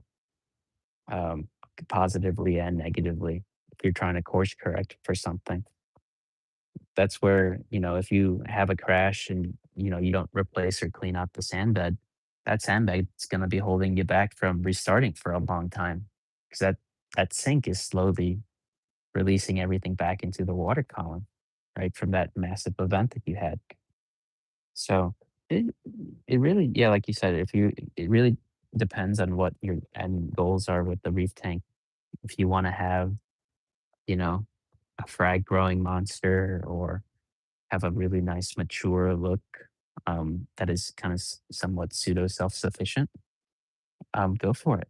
It really depends on what you want to do. There's a lot of easy ways to run a reef. Me personally, it's like, how can I get the most out of everything without doing the most work or the least work? I want to do the least work, get the most result. And that's which has been, kind of ironic, which is the easiest way is just to feed a ton. Just, go crazy on the electric bill. Blast them with light, feed them a ton, make sure um, that the skimmer is working well and the biology kind of does its own. Yeah, and so I think like for oncomers, you know, that I think that's like where I'm trying to like frame things is it's like what is your number one like when you're getting into the hobby. I think a lot of reefers don't do this, right? You get into the hobby and we all make this mistake. So I think, the best mistake not to make is to do a sort of a slowdown in the beginning and really take your sweet time in the beginning. And so anybody who's getting new into the reef game, I would say there's so much to learn from an observational standpoint without even putting a coral in your tank if you begin to set this thing up right and realize what is the goal? Like, what are you trying to accomplish, right? Because how much money are we willing to waste, and how much money have we wasted? I know I speak for myself. How much money I've wasted over the years of changing my mind, direction, or all of these things, and each one of these things not only causes a microbial setback, but it also causes could also cause a financial setback. And it's instead of really thinking, um, you know, visualizing, right? So it's a tactic I try to. Meditation teaches a lot of this. Is how do you visualize what that reef is going to look like, what all those corals are going to look like, and what is the end result going to look like before you ever put the first coral in the tank. And I Yeah. think that's something that I think can be taught. I think it can be taught, but it does require um, more of an open-minded approach, right? But I think it can be taught, and I think that can, that's something that I've tried to bring over into the strategy of developing the food forest. And now I've learned a very hard lesson, Alan. My north facing part of my yard is where my stone fruit needs to be. All of my peaches, my nectarines, or if I were ever to have apples or pears or even guava can do good out front in my front yard. It's north facing, northwest facing. Well, when a cold front moves through and the hard cold wind comes through, it's moving from the north northwest. No insulation, out there, bare, exposed. What did I learn? I learned that my backyard is where my tropicals need to be because they're insulated. All right. And the way the sun is moving, the path of the sun moves over my backyard and the in the wintertime, whereas it moves more into the front yard during the summertime. And so there's so much to learn if we set back and just observe, right? Take the time to observe. And so I had to learn like a reef lesson with my food forest, and I did. I planted shit all backwards, and what did I learn? I learned a hard lesson. Now I know what herbs are in my garden that if I don't have redundancy built in and have a clone of them somewhere inside in a windowsill or growing, in a window or whatnot, um, on a hard freeze, I better cover them. If I don't, they're gonna die. And so, yeah, I mean, it's cool. It's like, it's a lesson learned. And I think a Hmm. lot of times, I think a lot of hobbyists wanna we've talked about it before, and we'll kind of finish up with trying to have a tank that is at where the life cycle would be at year 3 or 4 on day 1. And so I'm not opposed to an Aqua Whiz. I'm not opposed to an Alcatronic. I'm not opposed to any of this reef gear that can make life a whole lot simpler. What I would say is before you endeavor, understand what that functionality is. What is it actually doing to your reef? Right? And are Yeah. you ready to understand that concept? In other words, how are you going to have an AquaWiz going and try to interpret a graph if you still don't even understand the concept of managing the big three and what that means to hold that ionic balance, right? I mean, you see what I'm saying? So I think that we can grow as our knowledge grows and allow our reef to grow. And I think that's the missing component for me these days with new reefers is their level of knowledge is outcompeting the pace of the reef. Slow it down a little bit, right? Learn, Hmm. observe, and Yeah. be willing to embrace each stage of the life cycle. Yeah. It's like when I ask some people, um, other users of the Akko is I ask them like, how do you use it? Like, what do you use it for? And most people typically just reply and just like tracking the alkalinity and that's it. Just like to be able to read the number at any point, which is great. But like it tells you so much more apart from just alkalinity rating. You can, you know, if you're able to, clean the signals of the tank, like the biological influences and like your dosing habits, kind of clean out those signals, you can really get a good, you know, um, idea of like how what that heartbeat of the tank looks like and what the corals are doing throughout the day, what's dictating them to behave a certain way, and how you can find, things that you can kind of nip in the bud in your reef tank, right? Because it's really cool because like, before my pH highs were like 8.3 at the highest, and now it's getting up to like the 8.6, 8.6 and a half, somewhere around there, which is like that's that's a crazy thing to observe, especially when noting the changes that I did, removing kalkwasser, increasing my calcium reactors effluent. Both of those things, if you were to go by the book, just from everyone's, forum experience, you would be like, oh, I would expect my pH to go down, but it didn't. Why? Because I changed the light schedule to accommodate the change in the inputs. So what I like to kind of say, like, there's a lot of hidden levers that you can kind of pull in a system to kind of manipulate it and dictate it into a direction that you want. And it's really through observation, learning, and knowledge that expose those levers to you, right? You got to learn, gain the experience so that you can actually operate, um, with this lever efficiently. Once you can kind of see that repeatedly in the data, and then you can kind of test it with different people, and then you can refine, like, okay, I pulled this lever today. Why didn't the result that I was expecting happen? And then you kind of start refining it that way. You start understanding, like, oh, maybe this isn't exactly what I thought it was doing to begin with, which is fine. You got to iterate you know, and I could completely be 100% wrong. This entire talk, I could have just been spewing the most heinous BS. But, you know, it's, if I'm wrong, I'll figure it out and I'll make it right. But that's just, the beginning of this journey. 1 month in, and I've been able to implement a handful of significant systemic changes that have been, resulting in positives in my tank.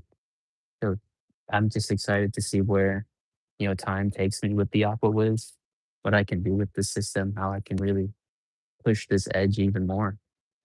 So it'll be cool. I think Corals are good. sometimes the dichotomy of right and wrong hinders growth. And when we Yeah, fixate on things being right or wrong too much, it actually limits our ability to actually learn and grow. yeah, Because we're more worried about the idea of proving something quantifiably right or wrong instead of allowing our minds to open up and to embrace new concepts and new ideas. You know, that's the way yeah. I look Like at it. it's like I spend a lot of my time reading papers and especially like the conclusion section and seeing what you can kind of derive and pull from papers. And that's the fun part, right? Because you're combining a lot of research and synthesizing that into a new coherent image. No one's If you're onto something new, then no one else has done that for you. And it's kind of your job to kind of build the data set and see with your own eyes and observe the changes, because that's if no one's done it for you, then there is no right or wrong, right? It's in that limbo state essentially. And if you feel like you're onto a hunch and you're seeing things improve and improve, it's like, okay, something must be going on here. And then you try and reverse engineer and work backwards to see what is the key driver to this. And once you can, drive a reef tank bare bone, things become a lot like so much easier because you've limited all the inputs to just what you're Well, feeding the tank and the minerals and the water. you know what harmonic resonance is? Yeah, a general So, idea. do you know what causes a breach in a harmonic resonance? No, Noise. So, noise. right when so what you're describing here is by removing the noise, right? Hmm. Your tank is able to find a state of harmonic resonance, right? Because Hmm. Yeah, what and that's I'm what we saw actually on the trying graph. to Hmm. what I'm trying to accomplish is something not so distant, right? I thought the same thing, Alan. I said, if I'm able to take bacteria dosing, carbon dosing, carbon, right, and take those and move them aside, put them out of the way, put them over on hold for now, temporarily on hold, right? Not available for use. That's how my mindset is right now. A filter sock removed. With my system now being broken down to essentially the most basic of basic Berlin, the data that I am receiving from testing that I am doing, I can now see a true measure, not necessarily a true measure, but a clearer picture with less noise. Yeah, I've been able to remove a lot of noise in my system. Now my mind can understand clearly where my phosphate, where my nitrate, right? I can now understand what is truly going on and what the influence of these things could or could not have been influencing. And so by removing them, I can now get a different picture that's being formulated, right? And now I can say, okay, well, I couldn't say before because how do I know what carbon was doing to influence that test? How do I know what bacteria dosing daily and carbon source daily was doing to influence that test? How do I know what the filter sock was doing to influence that test? And alas, we're going to arrive at how do I know if I run a full spectrum array of lighting versus a only blue lighting, how that's going to influence it yet even more? And so I believe there's like so we're sort of like I believe I'm in a, like kind of on a little personal journey and you're on a more of a very scientific journey. Um, I think it's similar though. It's a similar journey with similar talking points, and I think you've been able to remove some noise from your system. Um, and now when you see your graph on your AquaWiz, I believe that you're seeing a better representation because it's stripped down. You still there? yeah, yeah. I'm still here. Okay. Um, and I know that there's the dark period, and I know the dark period is extremely important um, to what that means to corals as well as plants. Um, I think you're using another strategy. I don't know if you talked about it or not, but I know at one point you were talking about um, something to reinforce the microbial inputs through Fiji mud or possibly like a sort of modified plenum, if you will. Um, are you still on that, or is that something that is no longer a part of this picture, or is No, it yeah, something that's still kind of in flux? it's still there. I mean, that was a change to the system that that probably will be permanent. Just creating those new environments and biomes within the system is important in general. So you get better nutrient cycling. So So it's probably feeding the nocturnal filter feeding. It's probably allowing that life to proliferate, I would imagine. yeah, I mean it's nocturnal, and even during the daytime, it's a 24/7 processing environment. It's like what I said. It's like my version of a localized composting in the tank. Right, things will settle in that mud, settle down, get buried. It's gonna become, it's gonna decompose, become inert matter. And then as the water rushes above it, it slowly leaches back into the water, in a dissolved state. And then that will supply you know, some other life form to exist down the road. So is it connected in the sump, or is Yeah, it it's is it's it where a separately plumbed in yeah, it's in like the sump. So okay. where the overflow drains, where all like that water rushes, usually there's like a fall off where the bubbles can trap. So it's like that first baffle right before the filter socks Mhm. in that section. So there's like a 1 foot tower of mud, you know. So I can create my anaerobic zones, the anoxic and the gradient from anoxic to aerobic. That way I have a plethora of, microbiology occurring there, and each of them can synergize with each other, Well, right? it's that's that pH exchange. That's why I'm asking because I think it's kind of influencing that. It's a buffering, if you will. For sure, yeah, it is. It's Very good. it's really cool because individually a lot of these components may may not be doing anything, or may not be, you know, directly impacting them. But once you have the entire picture together, um, it's really cool to see the complex synergies and the dynamics within the system go into effect, right? Because the corals are there, they're photosynthesizing, they're creating the oxygen. What is the oxygen doing? Um, it's cleaning the water, it's removing the yellowing compounds in the water, it's promoting better biology in that regard. It's Well, allowing the fish to breathe. it's a microenvironment within, Yeah, it's a mini ecosystem within a connected ecosystem, so yeah. it's fascinating to me, um, how that is communicating with the overall microbiome that's happening on the reef, because there's definitely some sort of communication that's going on there. It's evident in your graph, and it's evident in the ability to essentially be able to utilize alkalinity truly as a buffer. I'm blown away by it. I mean, it's mystifying. Now, do you need to regularly update this and to keep this sort of this zone refreshed? Does it require inputs or feeding or any of these? Or are you relying on ambient feeding? It's all passive. It's the first place Right. where the water flows in the filtration Okay, system. So all the and then large it goes to the particles. protein skimmer next. Yeah. So like the water will, drain the muds right here, and then the water will just kind of flow over it into the other compartments. So that way I have like a essentially like a sediment trap, Hmm. but it gets processed over time as it, falls through the mud, gets buried, or the other organisms from the mud emerge and eat it.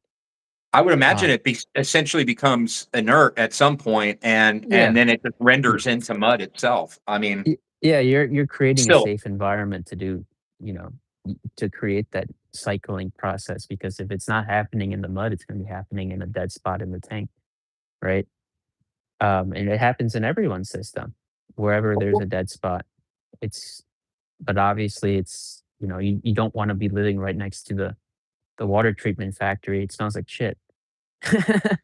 So, if you could put that in a different area where it's not affecting, and you're not getting the smell complaints, or, similar things that are happening in the reef tank, you're going to still get the benefits of clean water, and better life down the road, you know? Yeah, okay, so the water's so the way the loop is going, it passes the reef then comes down, it passes over your design, and we don't need to get too specific into it, but it goes into a mud design, and then from there, it allows for anything in suspension to essentially collapse into that compartment and then from that compartment it leads into I'm assuming a zone where it's then polished by the protein skimmer, and then from there just a return pump, right? I mean, is there any other filtration involved? That's it. So that's basically exactly what I'm doing, except for I don't have. I'm using a piece of live rock underneath to catch my debris. It doesn't nearly have the capacity of buffering or capability, but my strategy is a little different because I'm pushing all of that back up to the reef, right? Um, it's not settling anywhere in the filtration zone, if you will. Yeah, I thought would have been like a cool thing to do. It's like one of those like bio wheel filters. Yeah, Just to put one of those on the sump for like, flow and also for the aerobic bacteria in the paddle wheel. And you can just put like a small sliver amount of carbon in there because it's really all you need. And you could run it like that. That would be a great thing, to have on. Will keep your sump clean and also, help, you know, naturally clean the water as well. you could just get one of those little hang-ons and then just hang it on, and Yeah, then you yeah, could that's just what I was thinking. Or, going back to like a wet dry canister. system. You could also use an old canister filter, you know? I know the Australians were doing that for a spell where they Yeah, were bypassing sumps and just using a canister filter. yeah. Um, Canister filter would be great. Um, Someone was talking to me regarding like, international aquarium design ethos. That was really cool because a lot of these international tanks, especially in the freshwater system, have recirculating sump designs where, there's a possibility where a certain amount of water never really leaves the sump and it's just kind of cycled over and over again. I actually have one of the sumps that is similar like that, where I can tee off the water that is pumped through the returns. So about 30% of the water is recirculated down in the sump again, just to help with like filtration wise. So that's an interesting concept that I don't think a lot of systems have implemented. Especially if you can imagine like if you're running like a really densely populated reef, the water that is coming down into the sump is probably really rich. And that quick, few minutes that it stays down there isn't really efficient in cleaning it. So you're really going to have to focus on the volume that passes through the turnover rate of the sump. But if you have water recirculating in the sump a lot, you can kind of slow down that turnover rate and you can kind of stop um, potentially like over filtering or over removing the things that you want to have in the system grow. So like yeah, I mean, I've noticed now like the water, if I just turn on like the UV LEDs, there's a kind of a haze, like a neon haze in the water now. And that's probably just due to all like the bioluminescence of the microbes that exist in the tank, which has been really cool because I didn't notice that before. yeah, I mean, I think green is good, dude. I'm always stoked for green. Um, Green haze on the side of the glasses every day makes me a happy camper. Because I love brushing the tank and watching that stuff come off and watch what happens to the macros when I do. They get happy, happy, happy. Um, yeah, it's good stuff, man. I think another miss out there that I've tried to talk to some other guys about in the past, locally here, is about I think too many people are trying to push too much water through their systems too fast, and um, and I think that that the skimmer isn't getting the proper amount of contact time, and I believe that the skimmer is designed um, each skimmer's designed right to have a certain amount of throughput, And I think if we're trying to force water through the system and it's not getting the proper contact time, we might be losing efficiency. Another, we could be overstripping or not getting enough DOCs depending on which one it is. If you're going too slow or too fast, so finding that balance, that nice return where the water's moving through the system properly. And again, these strategies can vary from a bare bottom approach to a sand bed approach. So there's so many different ways to skin this thing that I don't think there's any one best way. But I think what is really super cool is how you're utilizing microbiology to be the driver, the main driver of your tank. Because I mean, at this point, the protein skimmer is doing its thing, but I highly doubt the protein skipper outside of just DOC removal. It does not probably, from an aeration standpoint, is not really having that much of a factor influence on what's going on from pH stability in your tank. Is what I'm Yeah, trying to like say. yeah, like I mean, most of the pH is driven by the coral during the photo period. Like It's the it's filter. It yeah. it literally is becoming the filter. Hmm. It's insanity, and we've heard battle corals, Adam, talk about this. We've heard I mean, I've heard you talk about this for years. I mean, I've heard talked about it for years, but I until you see it, right, like, firsthand, I think it's hard 'cause then you really realize these things are living filters. They're literally living filters. They're doing what needs to be done. There's an exchange. There's a symbiosis exchange between the way the fish, the coral, the rock, the microbial network, all of it's working. What does he say? Not if you have a tank full of boogers. Yes, this is true. Yeah. Everyone gets there eventually, but it's really cool because, it just shows you how at a tiny level how the ocean works. It's so paradoxical because, you know, like like every day the system is fed like, I'll fill like a glass jar up to like the 100 milliliter line of like frozen food and all the things that I feed the system. That's a lot of food. There's like 26 fish in like a 160-gallon tank, and like a quarter of them are tangs. They're eating and they're generating a lot of resources that needs to be cycled and turned into additional biomass. It's a constant thing that is happening 24/7. And if you can let the system dictate, where it is, and like without you trying to mask the signals, right? It's like, you can really steer it in a better direction. It's like if you're going to the doctor, and you're sick, you don't want to go there and be like, yo, doc, I feel great. What, you don't want to lie to your doctor and just like give them a ton of BS when you're seeking, attention, right?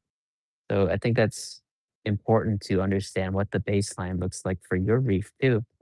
And then you can kind of dictate, your next steps there. Because if you're, masking the pH issue with like a strong hydroxide or something like that, and you're not really targeting the key issue because, potentially you could fix your pH issue by giving your tank more light, right?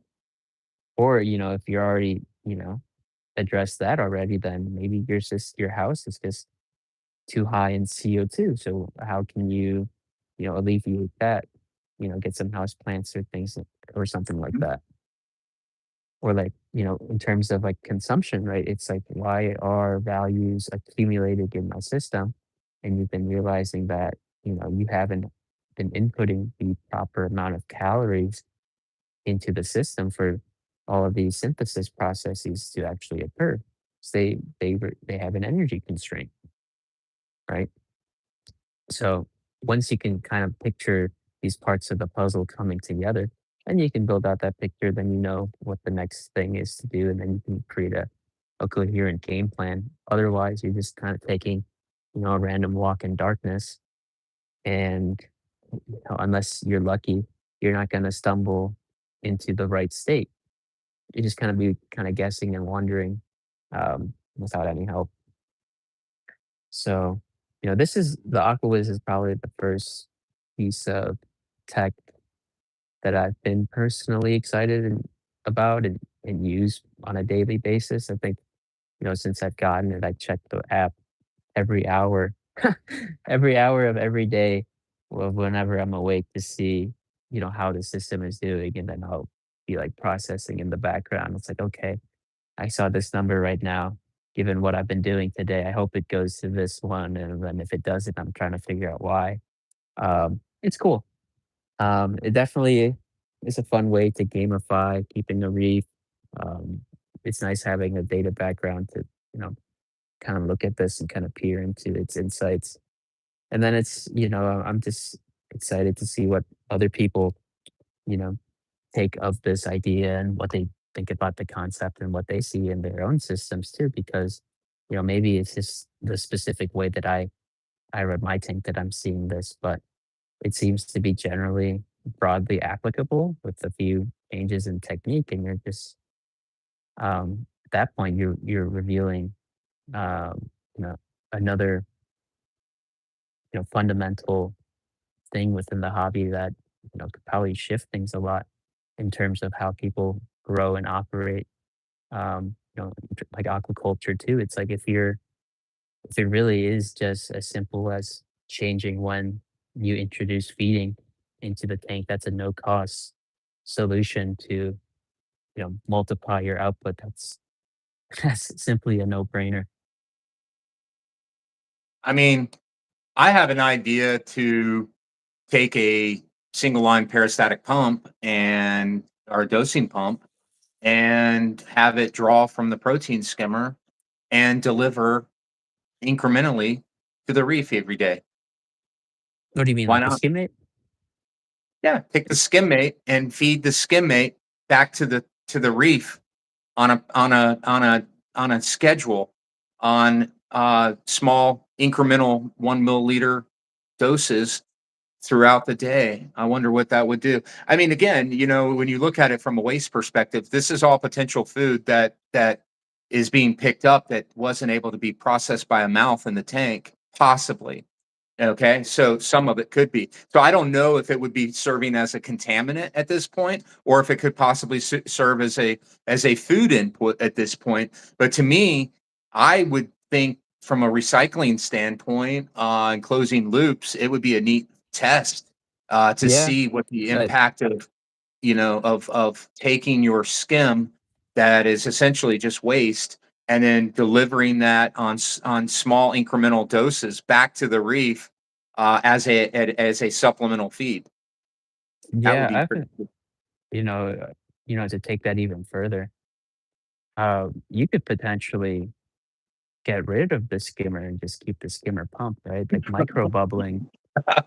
Micro bubbling was I feel like that's kind of fallen out of practice, but essentially, if you don't want to remove anything, right, like physically strip the water of the organics, you can introduce the bubbles into the water as a physical mechanism to do that, right? Keeps the particulates in motion, carries throughout the system.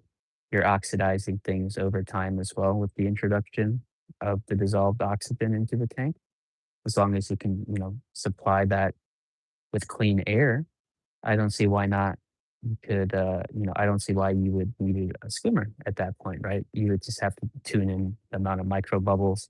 And if you think about it, if you're pumping in, the same, it's like, your protein skimmer pump, but instead of just keeping that in the body of the skimmer and you have the whole volume of the tank, you're definitely going to be much more efficient. And if you really wanted to export that, you can easily do that as well.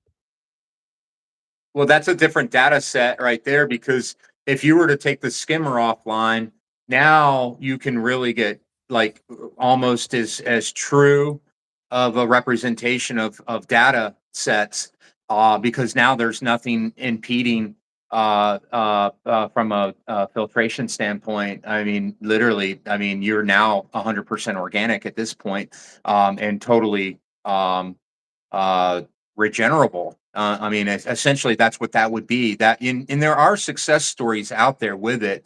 I mean, the only thing I'd say is you'd have to employ a strategy of keeping, ample circulation of water throughout your sump, or else you would have a foam head build up in your sump, if the Yeah. water wasn't, because when the water comes down and crashes, it's gonna create that same skimming effect. So you need to have that water stirring up. But as long as you're able to keep the water circulating and keep keep the fractioning part down from the water cascading down into the sump, I think it's a healthy strategy. I mean, this is where maybe plants on a refugium basis. Now this is where maybe you could truly incorporate them. And I don't know. This is just me thinking out loud. Um, that maybe a reverse lit refugium would then offer some sort of benefits, but I don't know. Maybe it interferes with the nighttime process as well. So it's really hard to tell. But I think if you were going to really try to get a true representation of data, I would really be curious to see if you were to say, let's fudge it. I'm going to turn the damn protein skimmer off, and I'm going to see what happens next. That would be radical because now, man, that would be a really interesting thing because now you're really going to know. I mean, you're going to really know what the corals are doing, dude. You're going to totally know. I mean, because Yeah. I at think that point in time, you're going to be able to say, yeah, now I know. yeah. Yeah, I sorry to mean, trip out like that. if you're trying to like push towards zero waste um systems, that's definitely the way to go. But I just think with my emphasis on trying to fill in the tank right now and the amount of inputs that are currently going into the system, I would have to definitely weigh back or like pull that back a ton. Because I don't think without the skimmer, the system could process that amount of food. Because like I think the skimmer pulls out about 30 mLs of skimmate per hour, and it's pretty nasty looking stuff. I think the problem, yeah, I think it's a time thing. I think you're Yeah, right. I think at that point it becomes a time thing because you just don't have time working on your favor. But because the protein skimmer is doing that, it's saving you that time, that time of breaking down. I don't know that you would have enough time. You're probably right there because it does add that benefit. You wouldn't be able to get the same effect because I don't think you'd be able to feed as aggressively because you wouldn't have that to lean on. You would need time to process those nutrients. That, or you would need to have more coral, or yeah, more connected tanks, like a connected nocturnal tank, a connected yeah. The water, refugium. yeah, the water volume would have to be significantly larger. But that still leaves possibilities for people out there to experiment and build on these concepts. It's like this is just one particular instance in my scenario where I'm doing kind of interesting things and just seeing what can unfold. Um, It's like a living. You're. It's like a living zeovit system to me. That's that's my interpretation of it. It is like a living, breathing, ultra low nutrient system. yeah, I mean That's how that's I interpret it. yeah, I think you know the the trajectory of all systems over time is one of an ultra low nutrient system, especially if you have growing corals and a lot of coral biomass. Because I'm increasing the amount of food here, yet receiving minimal testable nutrient values, which is really counterintuitive, especially if you could see how much food is going into the tank. It's like, how can my numbers be lower than yesterday when I fed, twice as much today? But Yeah, that's but just you can go the back to the graph and then you yeah, can actually look at the graph and now you can see exactly what happened because it's painting a picture for you, which is totally radical, man. Like I'm down for it. I think it's cool shit. But yeah, it's mind blowing. I mean, I'm seeing it happen here too. I mean, it's just on a smaller scale. I mean, the only difference is I'm working with like a tenth of the volume, which that provides different strategies as well as different challenges, right? I mean, it is what it is, but I enjoy it, and I'm using the same practicality. But what I would say is, I think nanos in general are why this is becoming possible because when you really think about it, the whole strategy of running a nano is sort of like running a less filtration type system, Yeah, and a no lot room of that. for a sump. No room It's for a yeah, big sump, yeah. especially with an all-in-one, they're just a divider at this point. It's not really that much of a filtration zone. So, if you think about it and you strip it down, you're looking at really just a box of water is all that's really required, and some flow and some lights and some rock and diversity, microbial diversity. So if you're going to be setting up a new tank, I mean, those who are possibly listening right now or maybe going to listen in the future, I can't impress upon you, if you're going to put your money down in the beginning, man, put it down on your glass, put that down on your glass, put that money down on what goes inside the glass, that rock. Put it into the live rock and try to source as much of it as you can. That's just my humble opinion. I don't think it's an absolute necessary, but I think it's going to give you a little bit better long-term success if you can try to go that route. But listen, it's not. Alan is literally showing on a graph and proving that, like, literally, he's down to nothing, guys, in terms of filtration, except for a protein skimmer, and his protein skimmer is pulling a lot of shit out of his system. But when you think about it, um, you're not looking at carbon. You're not looking at a carbon reactor. You're not looking at having to dose daily on carbon source and bacteria source. You're not looking at all these fancy bells and whistles to deliver all these different potions each day. It's literally stripped down to essentially the biologicals in the system. That's how I'm interpreting it. Yeah, and I mean, you could see, just following the lowest point of each of these days here, you can see how it's a solid, downward trend over time. You see that? Yeah, it's just incredible. And then once, this was a really big It's just growth so event. tight. Like you're I can't see it because my eyes are stuck, but I remember your oscillating pH it's like between your pH, your oscillating is like nothing.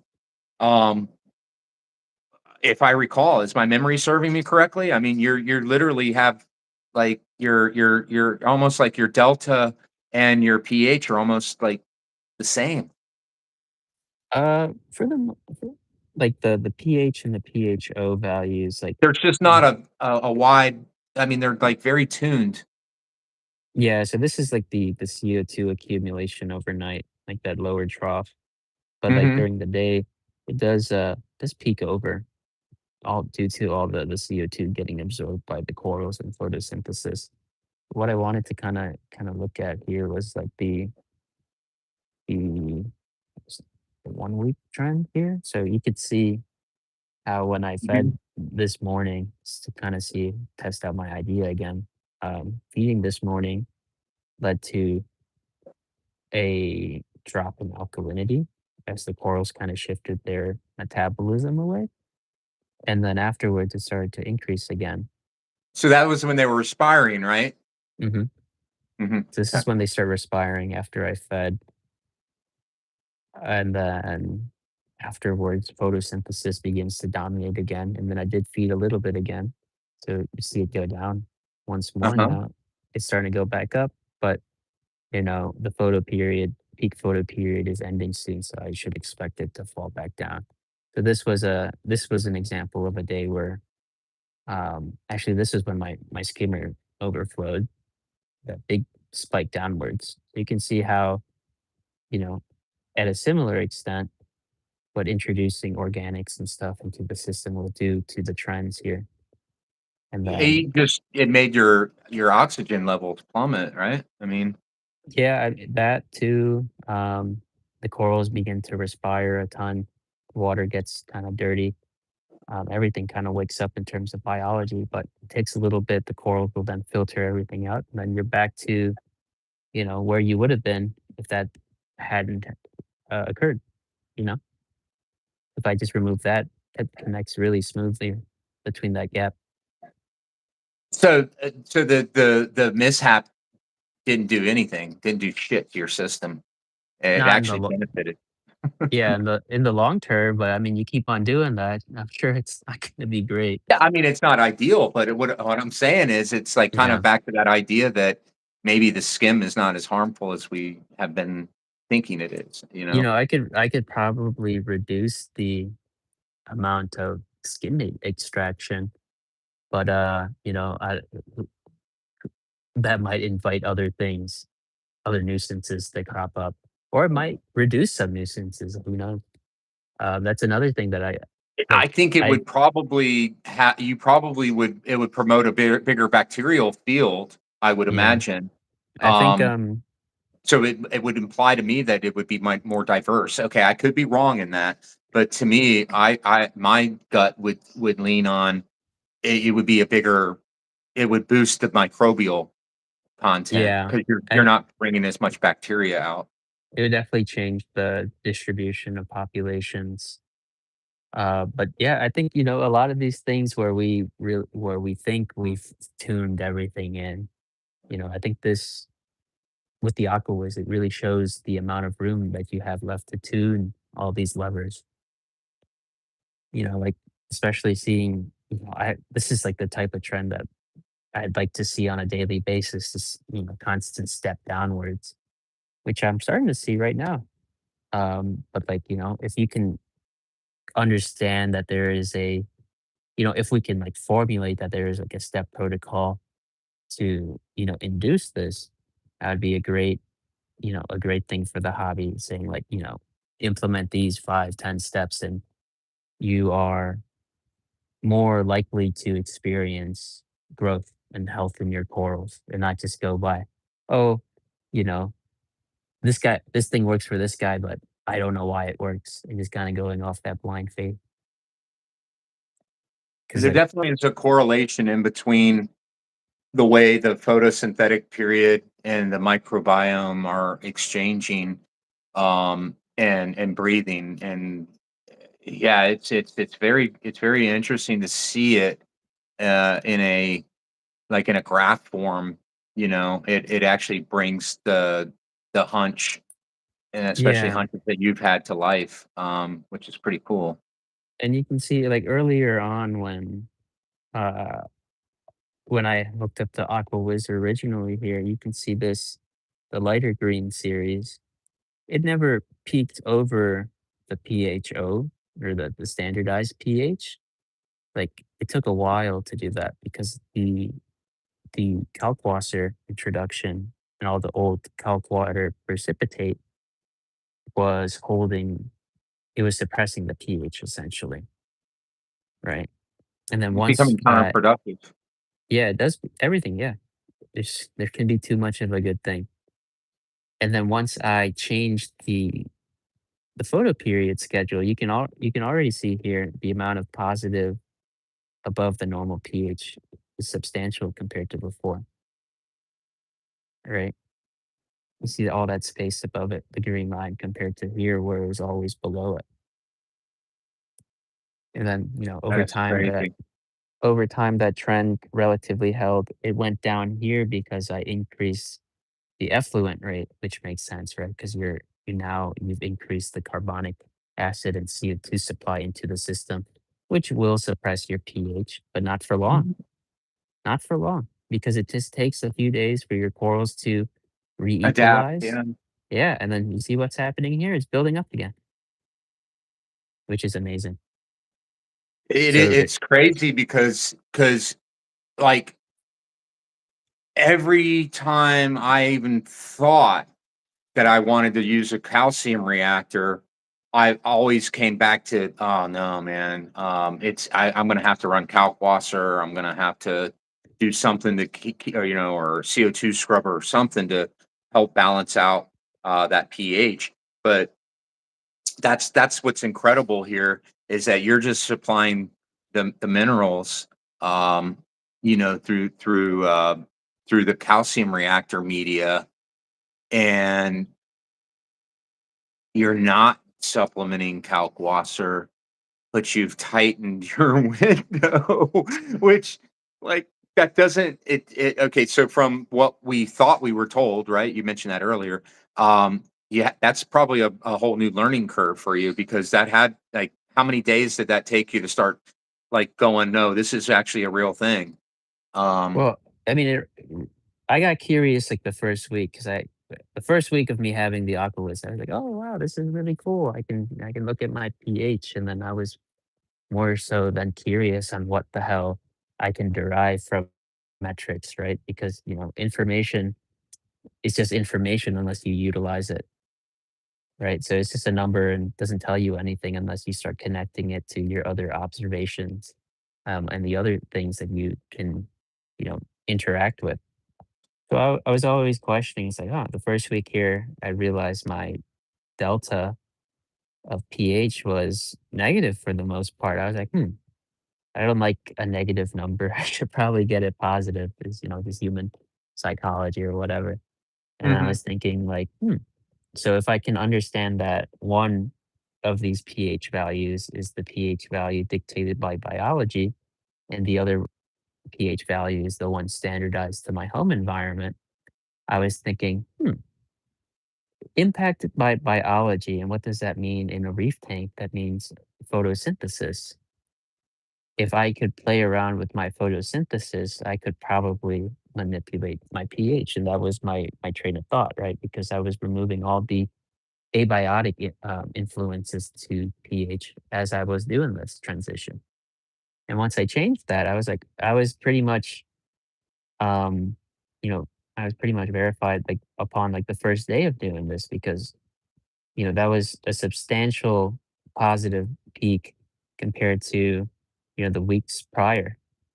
And probably even before me installing the Aquawiz onto here, I was just artificially suppressing my pH by running Kalkwasser and not indexing on the lighting. But once you start indexing on the lighting, that's when nutrition becomes even more into play because now the corals actually need to eat and they have a demand to respire and recover. And without, all the resources for them to efficiently recover from the harsh, you know, light environment, they're gonna pass out. That's just what exactly what I experienced recently with one of the ice fires. I got it from a system that was running halides, and I was like, okay, these are 400-watt metal halides, which are intense light, but the system that the coral came out of was not an intense system, right? So it wasn't used to the dynamics that I have in here where photosynthesis is being pushed really hard during the day, creating a lot of oxygen and free radicals, a lot of potentially damaging things to cells. And the coral didn't have the adaptation speed, right? Within a week, less than a week, it started to burn. And I was like, wow, none of my other corals are doing this, but this one is. Why? Because it came from a completely different environment, didn't have the time to adapt.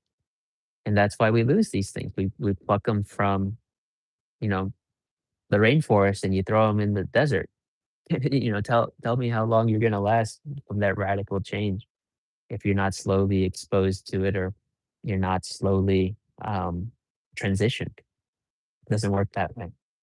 So, you know, I would definitely say introducing something into a system like mine carries its inherent risk because you don't know how that coral will react to this environment. You can't enter, like a sprint halfway through without getting knocked over by all the other runners, right? Well, I It's mean, the analogy here is it's a marathon, but at a sprint pace, yeah, and that's going to be your inherent challenge. Is you're going to have to keep your energy mirroring the same energy of the reef, right? yeah, Um, I mean, I'm just saying it's a point worth mentioning is that you're in such a high metabolic rate that you're right. You can't really, you almost have to like if you're going to bring new corals in. you probably are going to do better with bringing wild colonies into your system than bringing aquacultured corals in. I mean, I'd hate to say it that way, but it's like, not that I hate to say it that way, but I mean, it almost is like a perfect. Okay, so it's a representation of what's going on the living reef in the ocean. That's what's Mm. happening.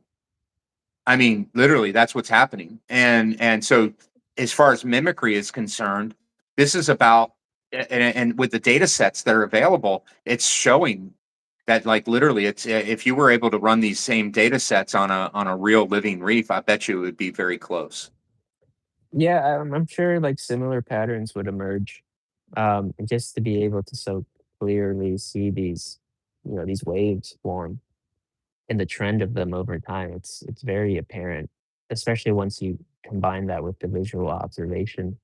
You're seeing new polyps form on the coral every day. You're like, yep, the aqua whiz is telling me the right stuff. It's just um, it's validating like what your eyes are telling you and what your observational skill set is revealing. It's just it's all it's doing is it's just giving you sort of like and yeah, man, your hunch is right. It's sort of validating your suspicion, which I think is incredible. yeah, it's nice Really because the entire you know my entire reefing history is just built on anecdotes and observations that I've made. But now I have a real time, data logger for the tank. And, if anyone ever has, doubts or, you know, questions on the topic, they can refer back to a clean piece of data. I feel like a lot of times people have a hard time accepting techniques or results without seeing a number attached to it, which is fine. I get it. Um, but it's a lot of these things can't be quantified until they are.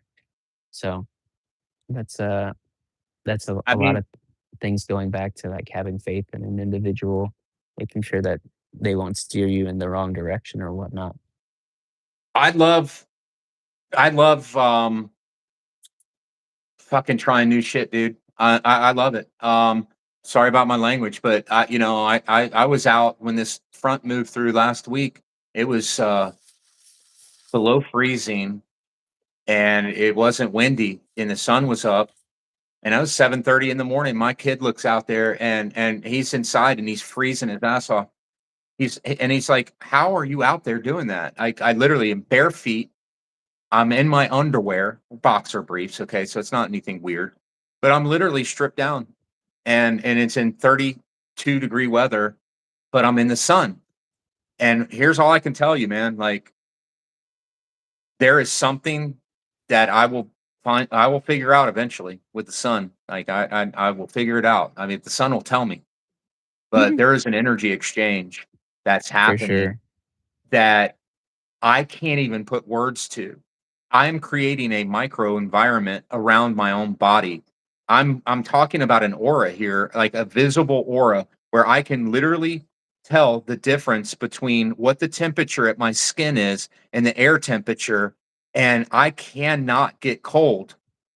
I cannot get cold. I was there for 45 minutes. I finally said, "All right." The wind started blowing. I'm like, "I'm done.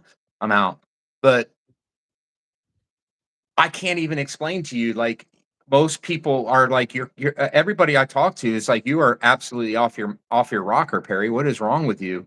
Nobody's gonna go out and get bare skinned out there in this weather." And I'm like, "I'm telling you right now." I told one of my best friends who's not into reefing, he's a surfer, and I said, "Rich, bro, dude, you gotta try this out, man." I said, you gotta strip down one of these days and put yourself out in the elements and prove to yourself that what I'm trying to tell you is a real thing." And for somebody who's really into reef keeping and makes this observation, now you bring this into the reef, and now we're talking about something that's not in what you're looking at. This is not something that your eyes can tune in on. This is an energy form that's coming through. And it's not something I have a hard time putting it to words. I mean, I really do.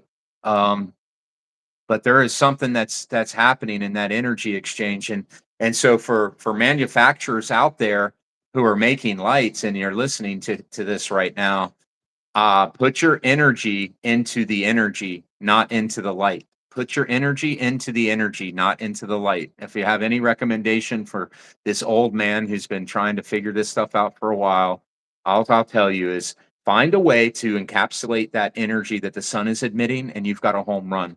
Because that energy, and I think the only thing I can think of that comes close to it, to come back to what Lee was saying earlier about his halide, to me, I don't know that if we were making mimicry, I don't know that we could get it any better than a metal halide. Now, the challenge would be is how do you get that same effect fluidly over the entire reef without hot spots? But man, um, there is something that that bulb does that is very the energy that is created off that bulb is almost the same energy that's created off the sun. It's the closest thing that I've experienced. Like if you run your hand under a metal halide, 4 inches away under a metal halide, that is the same energetic um, exchange that I'm sensing when I'm sunbathing in frigid temperatures. So I don't know if we've missed the boat, if we already had the best tech, or if LEDs are going to be able to come forward. I'm sure they already are capable, and I'm not trying to poo on the technology by any stretch, but I think the limiting factor that I've noticed on the LED, probably that I've experienced, is I don't sense that energy exchange, that same Y- intensity of that not the light. The light itself, what my eyes see is bright as shit. But what I'm talking about is what my skin is feeling 4 inches underneath that fixture versus what Yeah, it's feeling. it's because they don't have infrared. Yeah, That's our, that's what we're interpreting as the heat, and that's how what we feel.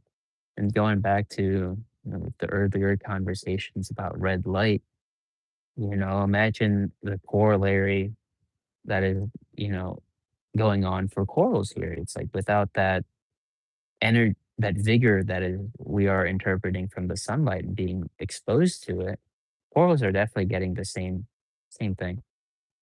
Our interpretation is slightly different because we're human, but put a dog out in sunlight, put a coral out in sunlight, put a snail out in sunlight. That infrared light is doing a lot of invisible work to the cells, energizing it, um, you know, shaking all those things at the atomic level, jiggling all those electrons around and creating that energy. And that's how, 100%. that's how these systems work. And by removing that energy source or, over indexing on the blue spectrum, we got some benefits out of it. Maybe nicer corals was one of them or more colorful fluorescence, but what did we lose? We don't know. Or, we don't know concretely, but we definitely lost something. Removing energy from any system means that you're going to have a different output. Well, it could transition over to a coral that maybe hasn't formed, um, the way it would in the wild. Okay, as far as the growth formation or the pattern or maybe the way the branches or the internodes between the branches and everything, and the spacing, that all can be influenced by lack of IR, if you will.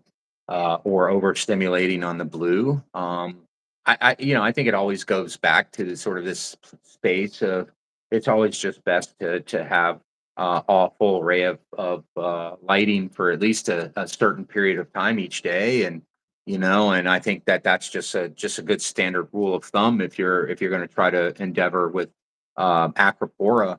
I mean, me personally, Alan, if I ever have a chance in this lifetime to design my reef system the way I want to design it, I will have like a home that has a ceiling, a room that's virtually glass and allows for as much natural sun to go over that reef each day as possible. Right now, my reef by the French door, since I pulled the blinds down and everything else, I went from about an hour of ambient light each day to about 2.5, almost 3 hours of indirect beams as it's fading each day in the west, coming through these windows and giving me some light across the reef.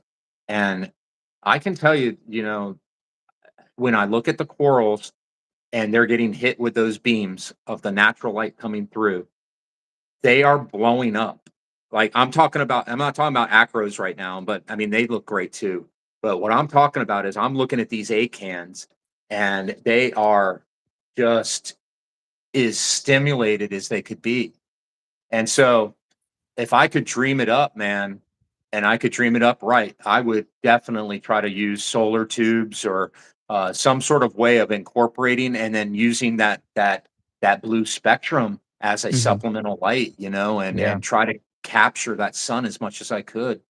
Yeah, because just think about all you know, the film that you grow with the sunlight, right? In the summertime, I typically open up the shades and the full sun comes through the window, and where the areas, where the sunlight does hit the tank, it's always green much faster than the rest of the tank. Hmm. And it's just like, wow, I mean, you're getting that much efficient, biology in that section just from the light. It's the same water. It's just not getting the additional spectrum or that intensity in that localized area. And you're just like, wow, I can be driving my system in a different way. And then taking another step back, what we were saying before, like all those really awesome SPS tanks in the early 2000s, they were always characterized with, calcium reactors and intense metal halide lighting. So, going back to what the data was showing on the Aquawiz, a lot of those guys were probably having, similar trends, if not similar dynamics to what I'm experiencing now. They just never had, a device that was logging it for them, and they couldn't gain those insights. But, if it is how I think it is, and, these systems are um, easily replicated, I this is probably what an ideal state looks like in terms of growing corals fast in a reef, right? Because you're mimicking the intense sunlight with with the metal halides. You're getting the minerals through the dissolution of coral skeletons through the introduction of CO2, which is easily rectified and reduced in a reef tank through photosynthesis. And those guys were feeding excessive amounts, tanks that were extremely packed due to the availability and the lower cost of fish back then. You know, so this is exactly what I think is an ideal state and how I'd want to run my tank. Bare bones, high um, solar radiation or input, high caloric intake, and just letting the corals, the fish, everything in there just thrive and reproduce. That's how you can control nutrients. That's how you can, you know, influence these positive feedback loops because as these corals are filtering the water, where they're removing the parasites, they're cleaning the water, they're reducing the yellowing compounds that are accumulating. So you can really see why these reefs are so indefinite in nature. That's Yeah, uh I mean, that's that's the really cool it, part. it's mind blowing. I mean, sometimes I look back and I look at where reefing is today, and I think sometimes to myself, like, I wonder if we've digressed. And it's just a question I have to myself, and it's not like trying to be older and salty or oh, I remember when my time, and it's not trying to be like that. It's more of like I do look back at the reefs of the old, and I see things that I see today that I'm like, with the exception of like some of the guys that I've had the good fortune to interview here, like you and Troy and Rich and Mike, and gosh, the list goes on and on and on. But there seems to be a similar evolving or revolving pattern, and a lot of it is based and rooted in simplicity, and a lot of it is old school sort of framing.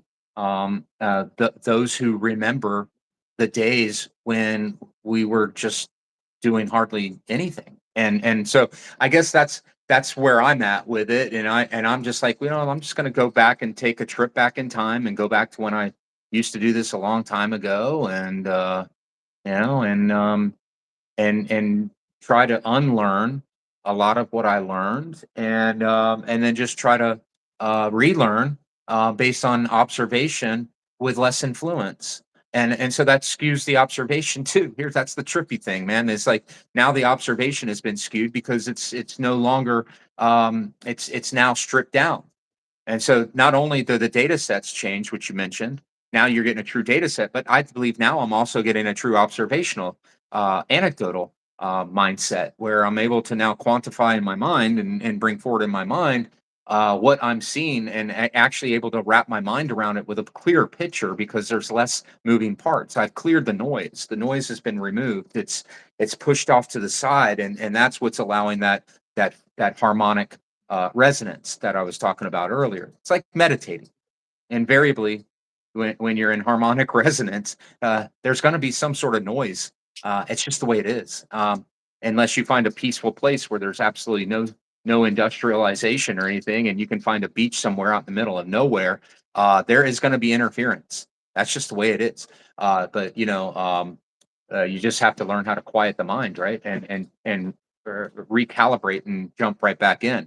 And so it's sort of, to me, it's the same philosophy of reefing. Really, it's like, how do I find this space where I believe it's gonna run better? And right now, it's anecdotal to me. It's new. It's only been a couple of months, or like a little over a month, and I'm into a lighting change, a readaptation to T5s and brand new bulbs and different spectrum arrays. So a lot of this stuff is still being worked out, and there's been a little bit of change, so I have to give it time. But the trend right now, based on some of these changes that were made, um, I'm not seeing what I would have seen before, and Mhm. I would have seen a mess on my hands. If I would have put a sand bed in and continued to do carbon and bacteria source dosing like I was doing, I would have had a big fat mess on my hands. I know I would have. And so something about the way I executed the installation of that sand bed and allowing just the natural framework to stay intact, I believe facilitated a smoother transition into this. And I would have believed before that I would have had to do all these miracle potions to make that happen, where I just relied on just biology.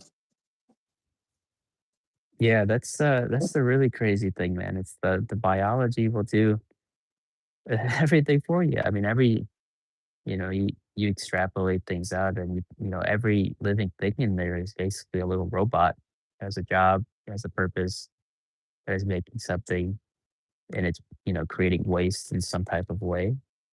You're putting all these little factories into the tank. You should be expecting some end product to come out there. That's that's what makes it so fun, man. It's you, the ability to say that I could grow an infinite amount of corals is kind of crazy to me, and I could do it at any speed that I want to is also crazy. So how fast can you reach infinity, right? I mean, they call that in the botany, they call that crop steering, So it's like, I don't know how you call that in the coral world, but you're now coral steering, which that's pretty cool. Um, you're able to, so I mean, yeah. So here's the thing. Now, when you can figure out how to transition and vacillate between modologies, if you will, that's going to be pretty epic right there when you can at will slow it down and speed it up and not even see a ripple.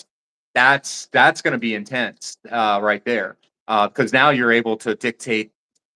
Now you can really start to f around, if you will, with like a circadian rhythm, right? Because now you can really say, I'm going to match the life cycle of what's going on the reef based on what's happening from a microbial standpoint, and I'm going to interplay that into what I'm seeing here. And now I'm going to change my lighting. I mean, if you really think about it, you're tapping into some stuff here that's pretty incredible. It's great, groundbreaking, really. I mean, for the hobby. So kudos to you, man. Like I'm really stoked for you for what you're bringing forward because is this I don't know how many people are going to watch this, but I don't know that I've been able to be privy to um, this type of information in 20 years of reef keeping. Not to this level. I mean, I've seen equipment, I've seen technology shift and change, but this has nothing to do with tech. It's actually has the opposite. This is actually taking technology away and really just going, no, frick this. Let's go with biology instead. And yeah, that's mind blowing and it's groundbreaking. And I hope you get all of the accolades and everything that are seemingly coming your way Mm.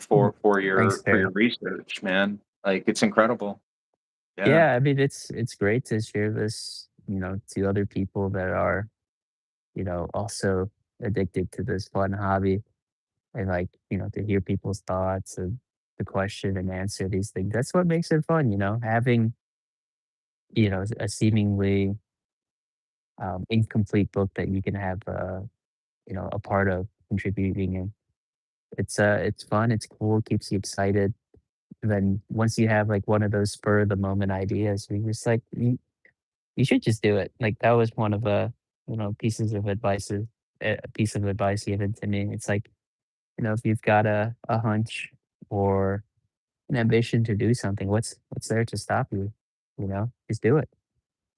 Here's Yeah, yeah, it's absolutely incredible. I couldn't echo the sentiments any louder or clearer. I believe in the same things. It's just, I have a different path, right? Like we all have our own different mhm, paths. Um, yeah.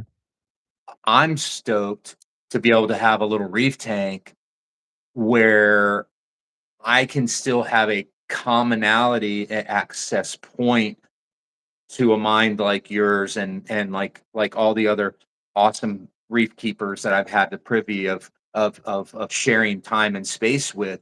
Um, that's what I'm doing the reef for. But what happened was what I didn't expect is for a newfound love to occur. And that is something that it just can't be measured. And so for me, I'm equally as tripped out on plants and gardening and everything else, but the reef gives me the conduit to still be able to be in this space sharing this type of information with minds like yours and others, and it's really cool, and I'm really blessed to have that opportunity at this stage. It's allowing me to bring forward years worth of things that have been in my head that I've proven in soil. And so that's what's cool for me is like a lot of what I'm proving has nothing to do with the reef. It just has to do with observation of nature and how do I apply nature. And I think when the dust settles here on this conversation tonight, which I appreciate your time by the way, when the dust settles, I think what's going to happen is you're just going to see an example of putting nature um, as the priority and what that means and what that is bringing forward from a data set standpoint, like what you can actually see. So that's where I'm just it warms me thoroughly because to me I think nature is probably the most like to me it's like it's the sun is my pinnacle, but nature is right there with it. It's a part of the same thing. So to see that come into a hobby that has been so overrun with the idea that you have to have all the bells and all the whistles and all this and all of that, and to see an aqua whiz showing what your reef is doing, it just warms me in ways I can't even explain to you, because it allows for things that have been rattling around in my head for many, many years that I couldn't understand. It's showing me a living, breathing form of ideas that have been wrapped into my head that I couldn't bring forward. So thank you for that too, by the way. It's Yeah, really I mean, that's one thing that I've always, for the past few years, been trying to get better at, just turning my thoughts into action. 'Cause there's so many things that just kind of pop into your mind throughout the day. Some of them better than others. They just kind of mull in your head and just kind of eat at you over time. It's just like, why not just freaking do it? Like the time scale that I've been able to, derive these insights. It's like every week I'll gather, data from the Aquawiz for a week and then, kind of readjust my position and rebuild my founding assumptions of what's happening. This is science. This is real time iterative science. Uh, I, that's that's just super but fun. it is driven by nature. That's Yeah, what I so so that's so so the thi that's what I think is super cool. It is scientific data and information, but it's being driven by nature and natural approaches. So that's a trippy thing when you see the convergence of the two. And I think that's what we're on the precipice. I think we're seeing science, and we're now seeing two things that were held separately now being kind of merged together, right? And I see that bridge, right, like the two are bridging together, and that's a good thing and a good place to be in right now. And so there's a lot of things to look at negatively, but there's also a lot of good things to look at positively. So, Yeah, yeah, like, man, I like all these fields of study, they're just translations, they're all translations of the observations that we make into text or into formula that we can hopefully try and replicate. But, human history is in its infancy. We don't know everything. So it's always great to have an open mind in there and see what, mimicry can reveal to you, you know, especially well, in this hobby. it's okay to have an active brain. Okay, they say that humans process between 50 to 150,000 thoughts per day, roughly, depending on the human. Like, well, Absolutely gorgeous. So, meditation allows you the time and space to clear those things, right? And people don't realize that the brain needs a break. It's a muscle too, right? It needs to come down equally to the same thing as any other functioning system. It needs a break, right? Like your corals. That mhm, nocturnal time period each day is equal in value to the photosynthetic period. They work together, right? It's the yin and yang. It's the two alternating dichotomies, right? Without one, the mhm. other wouldn't be possible, right? And so it's really neat to see that like come forward. So yeah, it's really super cool. Um Lots of good things on the horizon, I see the hobby. I see a lot of people getting extremely stoked again in the hobby. I can, I'm like Rich. Rich is, I mean, this guy's like he's crushing it right now, and to call him a friend and see him crushing, literally just crushing it right now. Um, he's got worldwide corals. He's got top shelf. I mean, he's got all the big ones knocking at his door, and rightfully so. And I'm just like I'm seeing this man, and I see him just on the rise, and Lee is doing his thing, and he's bringing in imports, and he's you know fucking around with some different corals, some wilds, and got his frag system booming. I mean, like, and I'm just talking like Rebel Reef, dude. I mean, some of the most insanely classic corals, beautiful system. Another system that you look at and you just go, my God, that's just a reef, a beautiful reef. And I mean, just like all you guys, and then for now to see the energy, right? And to know like I'm just a bridge and I know my function. I know why I'm here on this planet. Like, right? So if we can ever figure out our purpose in life, I think that's part of self-actualization that is redeeming, and it's something that we should all strive for.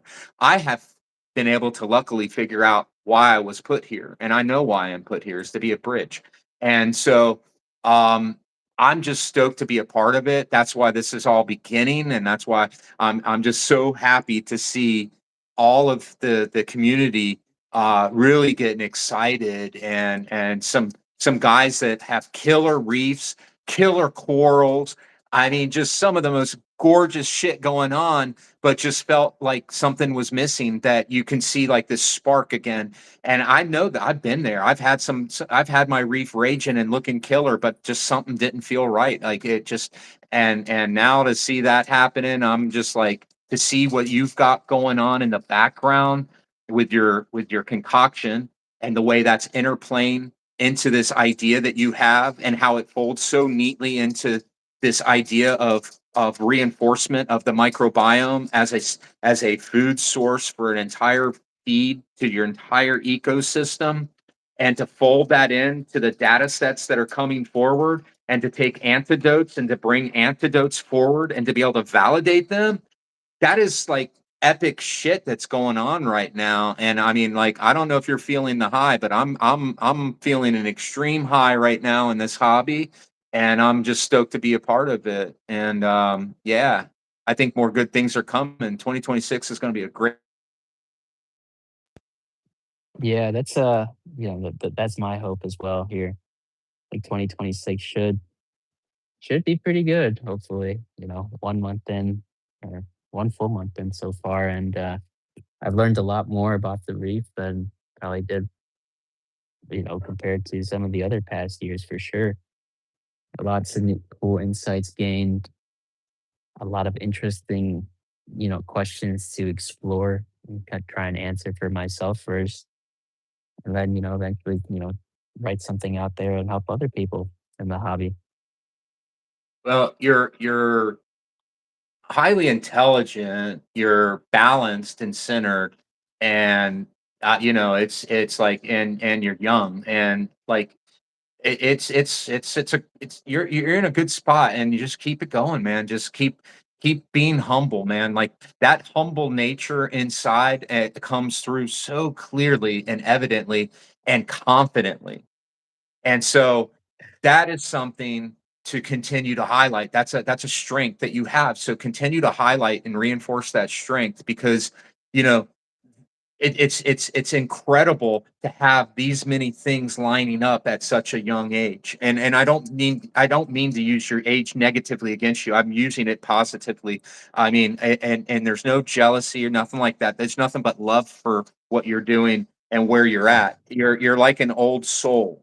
And I get that a it's lot, it's actually. really cool. It's really cool Uh, to see how you can honor sort of ways of the past, while you too being a bridge to bring in new concepts into the future as well. So it's almost like you're serving a similar type of purpose as well, which is really incredible. So yeah, just keep at it, man. Like keep crushing it. Keep breaking barriers.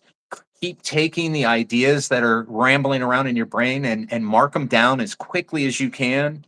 And then my only other advice to you is is man, look into meditation, because I can only imagine, and I'm not assuming that you don't, but you can get a lot of information um, that can come to you in different ways, and that would give you like the trifecta, because then you're able to tackle this philosophical thing, be able to put it into framing, into words, and then to be able to validate that with data as well. Yeah, that would be like next level. Not that you're not there already, but just another tool that you could put in your nice tool belt that you're building, you know? And so, that's what this old guy has to say. It's changed my life. And you know, I thought I knew about it, but I've learned a lot more about life in the last couple of years than I did in the whole entire existence. And an old dog can learn new tricks if he's willing to stay open minded, right? And I think that's what I've tried to do is to stay relevant by keeping an open minded approach. So. Yeah, man. I really appreciated Perry and all your words of wisdom. I try not to let anything kind of go through one ear and not the other. Um, but yeah, man, it's fun. This is why reef keeping can just be, a lifelong hobby. I mean, multi-generational too. Like for me, it's multi-generational, which is kind of crazy. Um, and you think that you can, give a little piece of you to the next generation or your other people that you leave behind. That's awesome. And then to inspire other people to do this and make an impact in the world potentially. That's even more awesome. And that's what, you know, briefing is for me. Like you said earlier, like my meditation, weirdly enough, is just staring into the protein skimmer, just letting the white noise, just watching the bubbles and thinking, you know, just thinking over things. And it's kind of crazy. I've lost myself and I've lost several hours just doing that. But they were productive hours, even though I was kind of sitting at the tank, not even looking at the corals, just looking Mhm. at the skimmer, you know.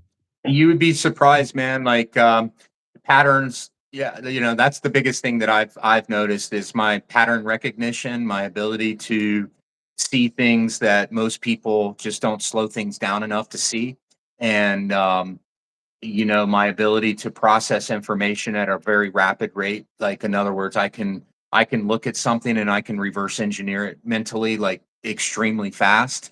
What I'm observing, and a lot of this is just comes through, you know, just slowing that mind down. It really is. It's like when you realize how many thoughts you process per day, and you think about how much time is given to things that are completely irrelevant, that absolutely have no substance.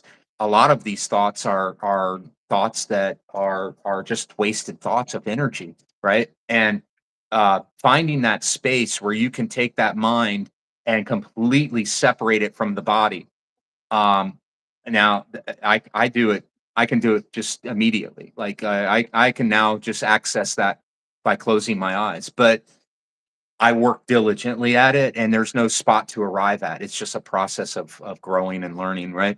But when you enter into that space, there's nothing. The mind is completely. It's not like it's acutely aware, but it's not processing thoughts. And the body, it might be your pulse might be 50, maybe, you know, almost at REM sleeping, right? Like to where your heart is barely even beating. You're actually close to death at this point. And that right there to me is the most amazing thing that I've ever been able to experience in my life. Um I can only tell you that, like, for me, it's a real thing, and it's what I've come to understand is a real thing, but it doesn't mean it's a real thing to everybody. But if it gives you the ability to slow things down, if it gives you the ability to see things differently, whether or not it works or not, it's given you the ability to kind of slow things down. And sometimes when we slow things down, you know, we can process the full picture. A For lot of sure. times a lot of times we just get so lost in all of the details that we just fail to see the big picture because there's so much noise created around it. So by clearing the noise, and I think like when we talk about your reef and your graph and what's going on, I see a tank where the noise has been pushed aside. Um, Yeah. that's It's what I'm seeing. like a lot of the interesting things that I've learned, especially at school, it's like, how can you derive a signal or a wavelength given a very volatile and noisy observation, right? Like this is a lot of this stuff is related to finance, or I learned it in you know, with the background context of finance attached to it. But any natural or biological system observes the same dynamics, right? A lot of the things that we use to model the stock market are inspired by biological processes, physics, and translations from these other fields. And, in my mind, there's no difference. So if I can apply it to some other thing in another field, why can't I apply it here? Until I can figure out how I can directly do that, I'm going to keep on trying to figure it out. Well, it can give us a good place to, sort of rest on the idea of what quantum, means in the realm of Yeah. reefing, what it means in the realm of life and everything else. But I think that would be a good place to stop and allow us Yeah. to let our minds, go for a little while and then catch back up Yeah. again. But dude, Yeah. I just wanna thank you, man, for, sharing your information with me. Know this, and I don't have to say it, but I'm just stoked for you. There's nothing for anyone other than you to gain here. So I'm blessed that you gave me the opportunity to see what you've been working on. But, I just I'm just thankful that you have shared that with me. I'm very happy for your trajectory, and I think that you just gotta like your reef, man. Keep the pedal to the metal. Just keep the pedal to the metal, and apply that principle to everything you do, Alan. And the sky's virtually the limit, dude. Yeah. Thanks, Perry. I appreciate it. It's nice to see that others are, following the work and people are, excited as well. It's what keeps me going. If I can help out someone, they they get more excited. That's the positive feedback, or that's the positive loop that I want to help influence, right? Growing the hobby, getting more people interested, getting those people that are interested to come up with their own, ideas and questions. Because without those people down the road, we're not going to get any advancements. There's not going to be, you know, You wanna I, know how you can be timeless? hmm, You're timeless when you realize it's a collective, right? And you mhm. realize like the only way you're ever going to be timeless is if you can develop something that lives and breathes when you're gone. And Yeah, and that's an example of timelessness. And if that's something any of us can achieve, that's zen to me, right? So yeah, I don't see anything that it would take you off of that path at this point. So just continue to forge on, man. Take out your machete and clear your path, dude. It's a yeah. wide open jungle for you to go explore, dude. It'll be fun. I just hope I don't get bit by a snake. Yeah, yeah, I Well, appreciate the pun. But listen, man, I do appreciate your time, and yeah, we'll catch up. And by the way, everybody out there, if anybody who's recapping or still engaged, we're talking about doing a panel on Instagram where right now I think you got me and Alan and Troy Lee, Lee, Rich. Rich, Mike and Dominic from Australia. And Dominic's got such an interesting fish, like his fish like knowledge is really top notch. And so it's really neat. Like I was thinking about the panel today before we get off this live here. I was thinking like wow, how much depth like when we all go live, like it is just gonna be really super cool. I hope some people join in and start asking a bunch of questions because it would be a really cool time to, like, sort of hear, "Okay, well, Alan would do it this way, or Perry might do it this way, or Rich," and Mhm. see how similar, those responses are. I bet you they're gonna be kinda similar. So Yeah, just a little bit of a twist with each one of us, but I'm sure correct, at the end correct. of the day. Nuances. Mhm. Nuances and details, but yeah, man, listen, just keep trudging on. I'm very, I might not see a all of what you're doing all the time, but I keep a good eye on you, and I'm really proud of the work you're doing, dude. I appreciate it, Perry. And, Absolutely. I appreciate you inviting me on here. And, until next time, hopefully I figure out more things. Ah, Keep my shoot. Well, brain yeah. working. Alls I'm gonna do is just, kick back and enjoy the reef, brother.